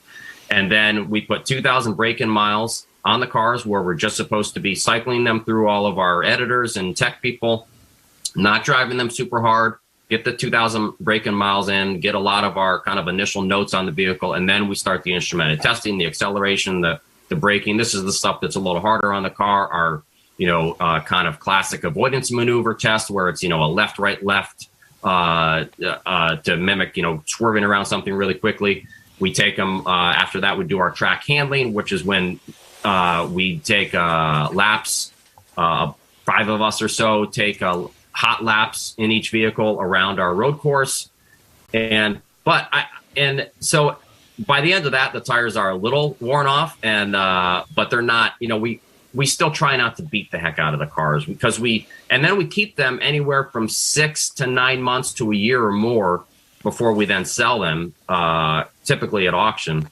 And so we do have to actually treat these vehicles like they are our own as well, because we do have to sell them and get money out of them and not, sell someone something that we beat the heck out of it. So we try to treat it like beyond that, the hard testing to do at the limit or over the limit testing. You do have to push the car pretty hard, but it's not like that's being done every day. That's done over a couple day period. Most of the time, these cars are driven on the road to and from work every day, errands, going on trips. We use them like most people hopefully would use their cars, other than that, very specific track handling period. The good news is that your used car resale price has been up quite a bit here recently. Last year and a half or so. To offset the deal they get from the manufacturer. It's ridiculous. And that's actually made it really hard for us to buy cars. It's hard to get new cars right now. So it's been a real struggle for us to find cars the way we want them, to get them reasonably close to when we need them for testing, and also to still get them close to the MSRP. We used to almost never pay MSRP. We'd always pay a little below, hopefully. We don't tell them who we are until the paperwork is being drawn up. So we get the initial deal without them knowing who we are, that we're Consumer Reports. But now we've actually, it's been tougher, and to get that, it's just tough to get a good deal right now. Do you walk and that's the consumer experience, though. Do you walk into the dealership in disguise? Got some glasses and a mustache and a nose. Well, so we've been doing the haggling as just yourself, not telling them who we are through email or text or phone calls for years. We've been doing that, and of course, a lot of people have switched to that themselves now, right? That's with the whole COVID pandemic. So we've been doing that for a while. So we don't tell them who we are till usually the morning of. We've already made the deal. We know we're getting the vehicle. We've agreed on a price. Now we tell them who we are. And then, unfortunately, I feel terrible about this. They have to redo actually, usually they haven't done the paperwork. They say they've done it, but they haven't done it. And now, because we're a nonprofit, we don't pay sales tax. So that's the one thing where the price gets changed. But when we walk in to go pick up the car, at that time, they know who we are. They know we're Consumer Reports. And there's usually no hard feelings. We feel bad that we have to do this anonymously. But the reason why is because it's not that I want to say we distrust the automakers, but it's in the automaker's best interest for their car to do as well as possible. So if they were to know, say, a week out that we were buying this specific test car, it's possible they might send a tech there, a factory tech, to go and just make sure everything is spot on perfect with the car. And we don't want that. We want to have the same experience that anyone else would have if they bought a car, meaning that there's no special treatment to that car. Right. It goes to your credibility about what you're trying to tell people is that, we didn't get any special treatment. Yeah, and that's part this of is the consumer experience. I want to know what's behind you with all those bicycles. Are those mountain bikes, electric bikes? What's going on with the testing? Yeah, no, those are my own. I've been riding bikes for a long time, so that's a combination of road bikes and mountain bikes and a cyclocross bike. Okay, nice. Well, I tell you what, we absolutely. When I saw this come across, I guess James McQueen, I must be on his communications list because I get these things, and I told Mars, I said, gotta call them, gotta get them on the air. They got a new deal out, and it's always a pleasure to talk to you. We always learn something new, and I love these things that you guys do, and I'm jealous, but I'm also impressed by what you guys go through to do these tests, and I guess I need to subscribe and start getting the. We need to go up there about June or July. Have you? Don't want to go now. I imagine through the years you've wrecked a few cars. Not you personally, but CR has kind of wrecked a few cars. Any great stories about a car that you guys wrecked? So since I've been there, the only cars that have gotten kind of wrecked have been in accidents out on the road, usually not our fault. Someone rear ends. That's what they are. That's what I always say. I will say, since I've been there, I think 6 years now. I'm not aware of anyone wrecking a car on our test track. Okay. But I'm sure it's happened. I don't know. Tell you what, I will look into that, and I will have a good story the next time. Okay. Well, you're more than welcome to drive down to Texas and do a long-term test. There you go. We'd love to have you on the show live and in person. We don't do masks here, so. Well, why don't we try and have you guys come up sometime? That's what I'm talking about. Sounds good to me. We would love, we would love to do that. Well, and again, I want to get into one of those meetings where everybody's, punching one another. We're going to do this and all that. Rare. Exactly. Yeah. Oh Lord. Well, it's great to talk to you, and we thank you so much for putting up with our jokes and everything else. But it's great information. We love to talk to you. So always, when you got something new and fun and we'd like to know about it, give us a call. Let's get you on the air. Well, the pleasure's all mine. I really appreciate it. You guys are super fun to talk to. So anytime. Mike, great to talk to you. Get the snowplow out and have a good time up there because spring is right around the corner. Be my safe. friend. You bet. Will do. All right. See you guys. All right, thank you. Yeah, I just love to talk to those guys. And they have been the resource for consumers to get information about vehicles for decades. All now. kinds of things. Yeah, it's fun. They got a great sense of humor, and he's great. And he prefaced it by saying we don't do the washers, dryers, and stuff, but there are departments there that do that. This one magazine was all right, car. right? But he talked about Consumer Reports. Was all car. Yeah, you can get them for those. That's just there's other departments. Yes. So if you want the washing machine, yeah, I could see Don in the dryer department. Why would you say? Yeah, that's right. Mm-hmm. With my bounce sheets in there. Mm-hmm. All right. Okay. This week in auto history. Well, we don't have pictures this week. That's okay. We don't need pictures. So it's a theater of the mind. I'm going to draw one. What do you got? In 1929, everybody remembers the mob hit of Al Capone and the St. Valentine's Day Massacre. Why is this such a macabre show? I don't know. So, it took place in Chicago this week. How do you spell macabre?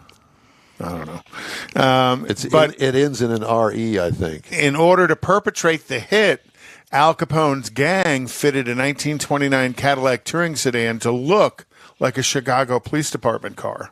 I thought that was an interesting fact. Yeah, really. In 1958, Ford released the 4-seat Thunderbird. If you remember that car, my grandfather had one of those in black. Space I age. vividly remember that car. In 1968, AMC releases the AMX. And if you remember, the AMX was a 15-inch shortened wheelbase 2-seat car that looked like a Javelin. It was a Javelin, but it was the wheelbase was shortened by 15 inches. Was available with a 340 horse 390 in the Go Pack. 2 specially prepared AMXs set 106 world speed and endurance record at Goodyear's test track in Texas, driven by Craig Breedlove. No back seat. No back. Yeah, well, they don't have a back seat in them. Also, AMC put those into the Hertz Rent-A-Racer program, so you could get the Corvettes, the Jaguars, the Shelby Mustangs, and AMXs at a Hertz Rent-A-Car place. In 1992, NBC's Dateline aired the segment about the exploding Chevrolet pickup trucks, and a pretty bad piece, only to find out that NBC was using rockets to ignite the fuel. Yeah, I remember that. They never really, in my opinion, they were never really held accountable. General Motors did file a defamation lawsuit against them, and the suit claimed the NBC producers staged the test using model rockets to explode them. But, the lawsuit didn't get as much media as the exploding trucks did. So that's the first start of fake news. Didn't have a good graphic. Yeah. Fake news. Well, yeah. In 2011, Trevor Bayne won the Daytona 500. He was 20 years and 1 day old when he won the Daytona 500. And Trevor Bayne's going to be in the Daytona 500 tomorrow. Let's go, Trevor. And Trevor was racing for the Woods brothers at the time, who hadn't had a whole lot of success in NASCAR recently. Is Brandon going to be racing? Yes, there is. So we can say, let's go, Brandon? Let's go. Well, actually, he'll be racing tonight because he runs the Wood brothers actually are up near I think they're in the top 10, top 5. Oh, yeah. Well, for this qualifying session. Yeah. And the Woods brothers have been NASCAR racing since the 60s. Yeah. And then in 2014, a sinkhole ripped open inside the National Corvette Museum, swallowing the prized cars. 8 Corvettes that were on display at the National Corvette Museum plummeted into the void in the Sky Dome building. Have you ever been? You've been to? Nope, not yet. Very, very interesting building. There's a video. There's only out one of those cars that they couldn't save. All the rest of them they saved. Well, they didn't restore some of them. They were all crumpled up. Some of them they left the way they were. There was actually a show on just this past week about that.